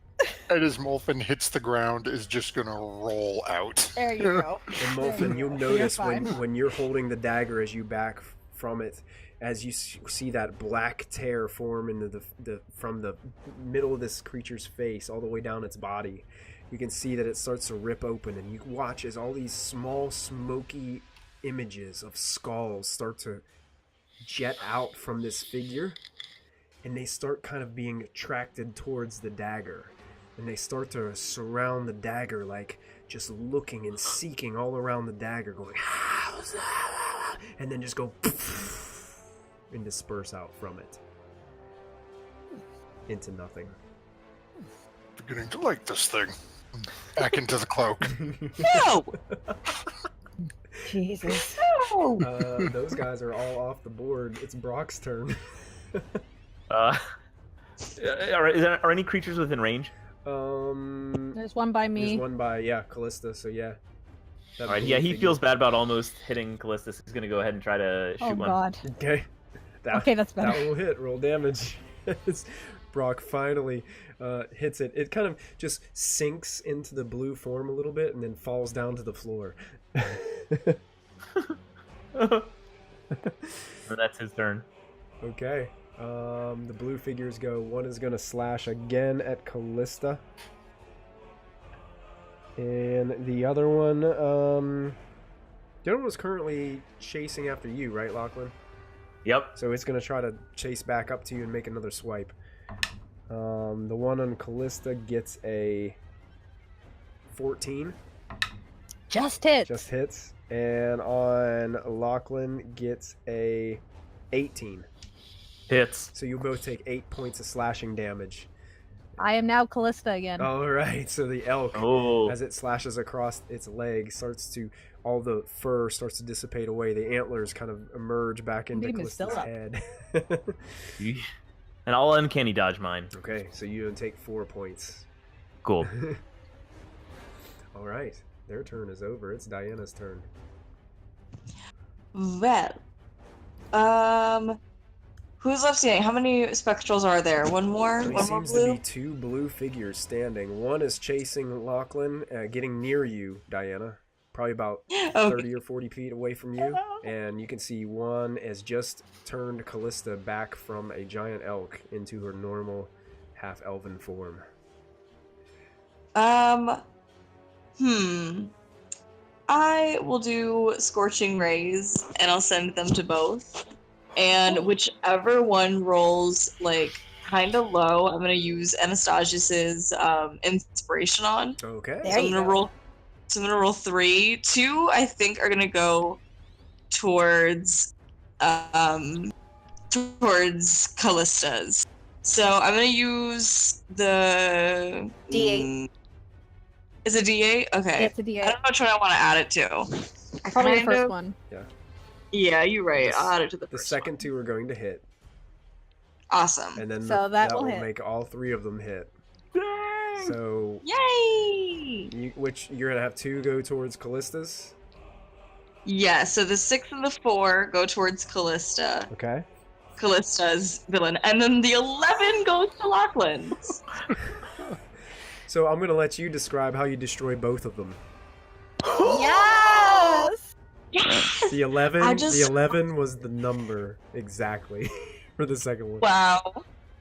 I just want to, like, turn around. I just want to, like, whip around after, like, all of the carnage that has happened here before. And I just want to, like, I want to, like, do, like, cross hands, like, whip one towards Callista, whip one that way, and then go back and whip another one towards Callista.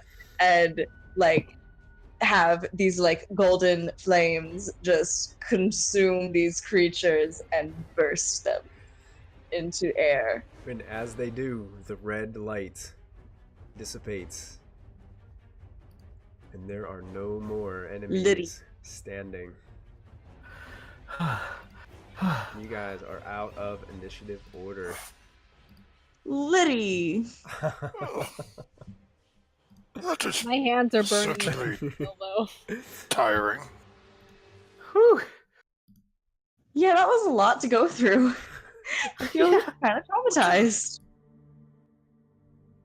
Mass healing word! Mass healing word. I don't even think a lot of you took damage except for Brock.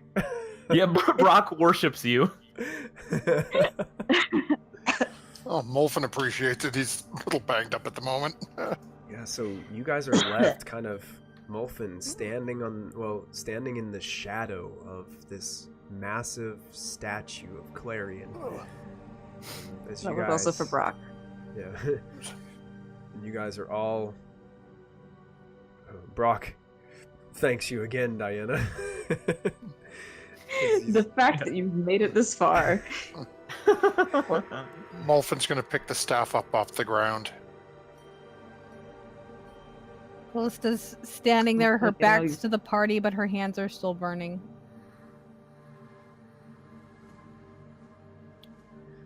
Molfin is gonna start sort of walking around the Clarion statue.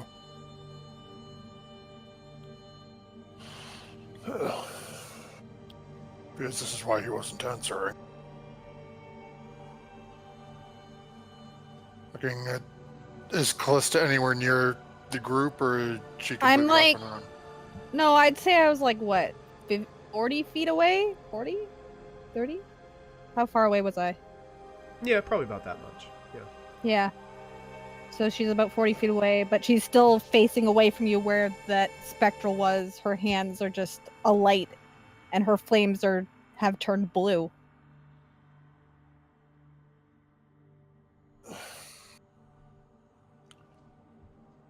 Diana, what happened in here?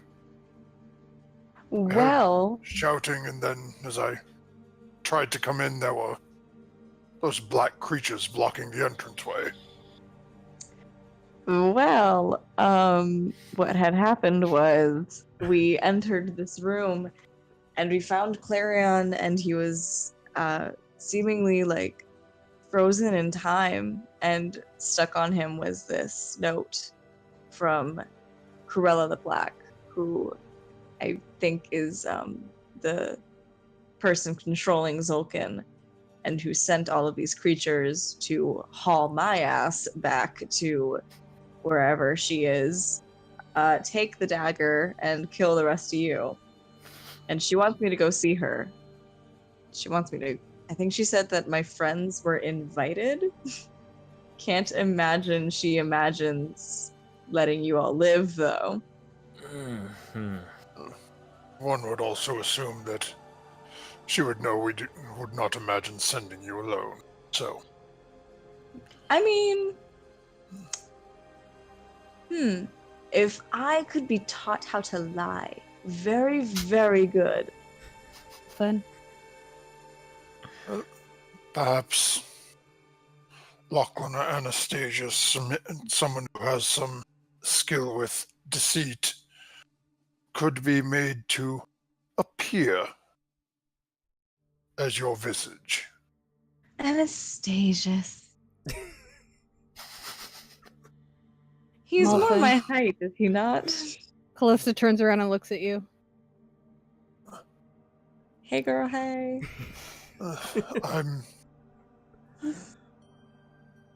Has anyone tried anything to release Clarion?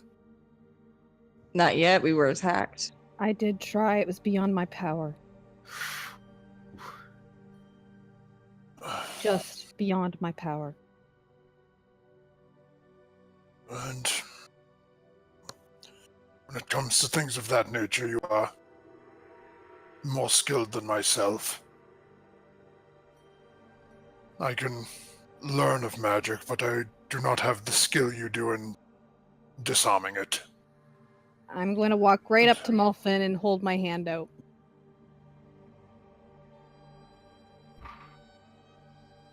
Please give it back. You know, I'm the original owner. Lachlan, be quiet.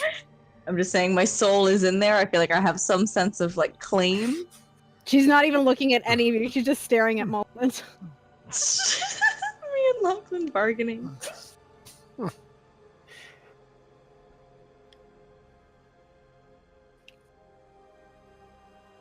Molfin will reach into his robe for a moment.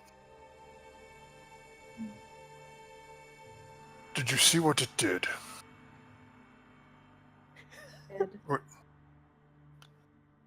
Indeed. I fear there is more. Well, I should not say fear. There is more we need learn of this. For the time being, I'll take it. But Make I sure will it's ask the you- real one. you have the fake one. Me? Diana has a Yeah, big you asked for the fake one. I forgot. Callista, make sure you have the real one, you know? Callista knows she has the real one. Wait, what's this? I will ask to see that again at one point when we are resting for the evening. I will not return it to you. I don't wanna. It's mine. I'm sorry, I seem to hear a mosquito buzzing in my ear. But at least I will ask to see it again, as there must be more to learn of this. Michael, I don't know if this is going to do anything, but I'm going to look at this dagger. Okay. I'm going to light my hand on fire, Okay. and I'm going to tell it, I'm coming for Okay. As you do this, Callista, all of a sudden, you are standing almost in the exact same spot that you are inside this room, but you're almost transported. You feel like you went somewhere else, almost as if you went possibly back in time. Yes! And you're standing there. The room is completely blue. None of your friends are there. And you are standing there watching Clarion in his dragon form flying up and around this place as all of these creatures, somewhat similar to the ones that you were battling just recently, are shooting arrows towards him, zapping magical energies towards him. And you're watching as others, seemingly an army, are going through his trophy cases, pushing things over, shattering things, scooping things up and stuffing them into bags. And as you bring your arms up, your hands are not your hands, but someone else's. Kind of covered in this black fishnetty gloves, dark, long fingernails, soft, almost whitish looking hands. As you look at your hands, you feel that you're wearing some kind of dark cloak. And you look towards Clarion, and you hold out a finger towards him and watch as this weird bolt of energy kind of starts to swirl out towards him. And as it makes contact with Clarion's chest, you can see from the middle of his chest starts to transform and starts to change. And you watch as he makes one last desperate move to go ahead and try to breathe his powerful breath weapon on the army below him.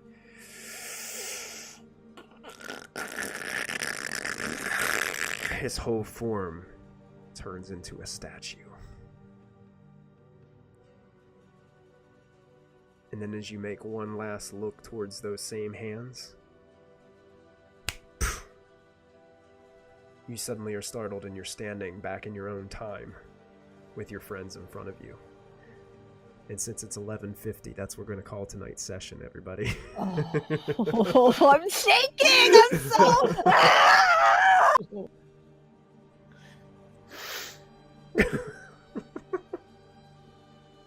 I'm so upset.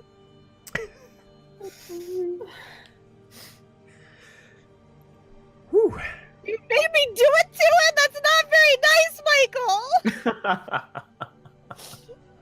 Well, at first it was going to be Molfin, then he gave the dagger back to you. I'm so dumb. I thought Molfin was talking to me about the fake dagger. I was like, I don't want to give it back. Why am I dumb? Well, thank you everybody for sticking with us late tonight. This was awesome. Sorry combat went a little long, but we had a lot of bad guys in there. You guys did well, very well. Stinking counterspell. Wonder what that spell would have been.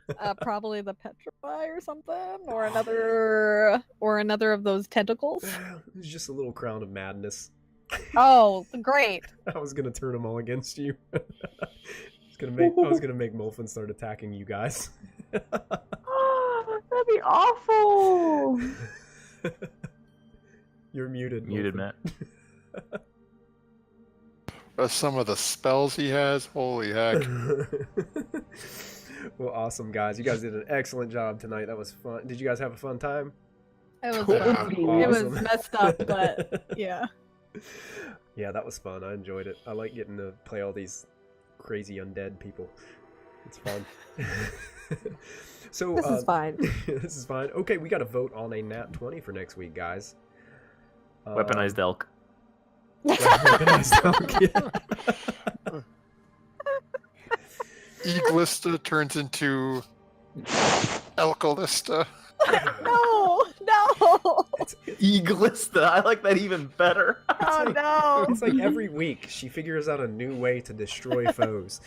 It's like now it was nuclear moonbeam and dive bombing elk out of the sky. It's Eaglista, Elklista. That's great. It made me happy that Molfin copied me. Like I was so pleased. Yes! It's like, okay, you want to show Reminiscent of what you did to Bubbles. That- Yeah, That spiritual guardians is clutch. that was Oh, so yeah. clutch. Yay! Like Lachlan's And eye Lachlan- shot too, though. Yeah, Yeah. the final line that he's like, "No wizard deserves to kill you. You get to die by my hands." Like, oh damn, throw down. yes. Lachlan was really cool. Lachlan was really boss right there. For once. that wand of paralysis No. did him in, man. Always. It was over after that. Yeah, that was good. These were all creatures out of Mordenkainen's Tomb of Foes too, so I was excited. Really? That's why I had to keep checking because they're not in the Rule 20, so I had to keep checking with my character sheets and checking them out. So That makes sense. yeah, they were pretty interesting. Yeah. I'm so happy I took Warcaster. Oh my god. Yeah, that's nice. It's real nice. So we all voting that Callista will have the Nat 20 for next week. No. All right. Apparently. All right. Apparently. But cool, guys. Yeah, so Callista will have it. Egoist. Egoist. Egoist. She only has it if I'm not she's sure in I the like form of that. an elk or an eagle, right? Matt deserves inspiration for the names. God damn it. No, don't reward him. Don't Yes. encourage it. I'll start finding ways to turn the other ones into Oh things no. underneath.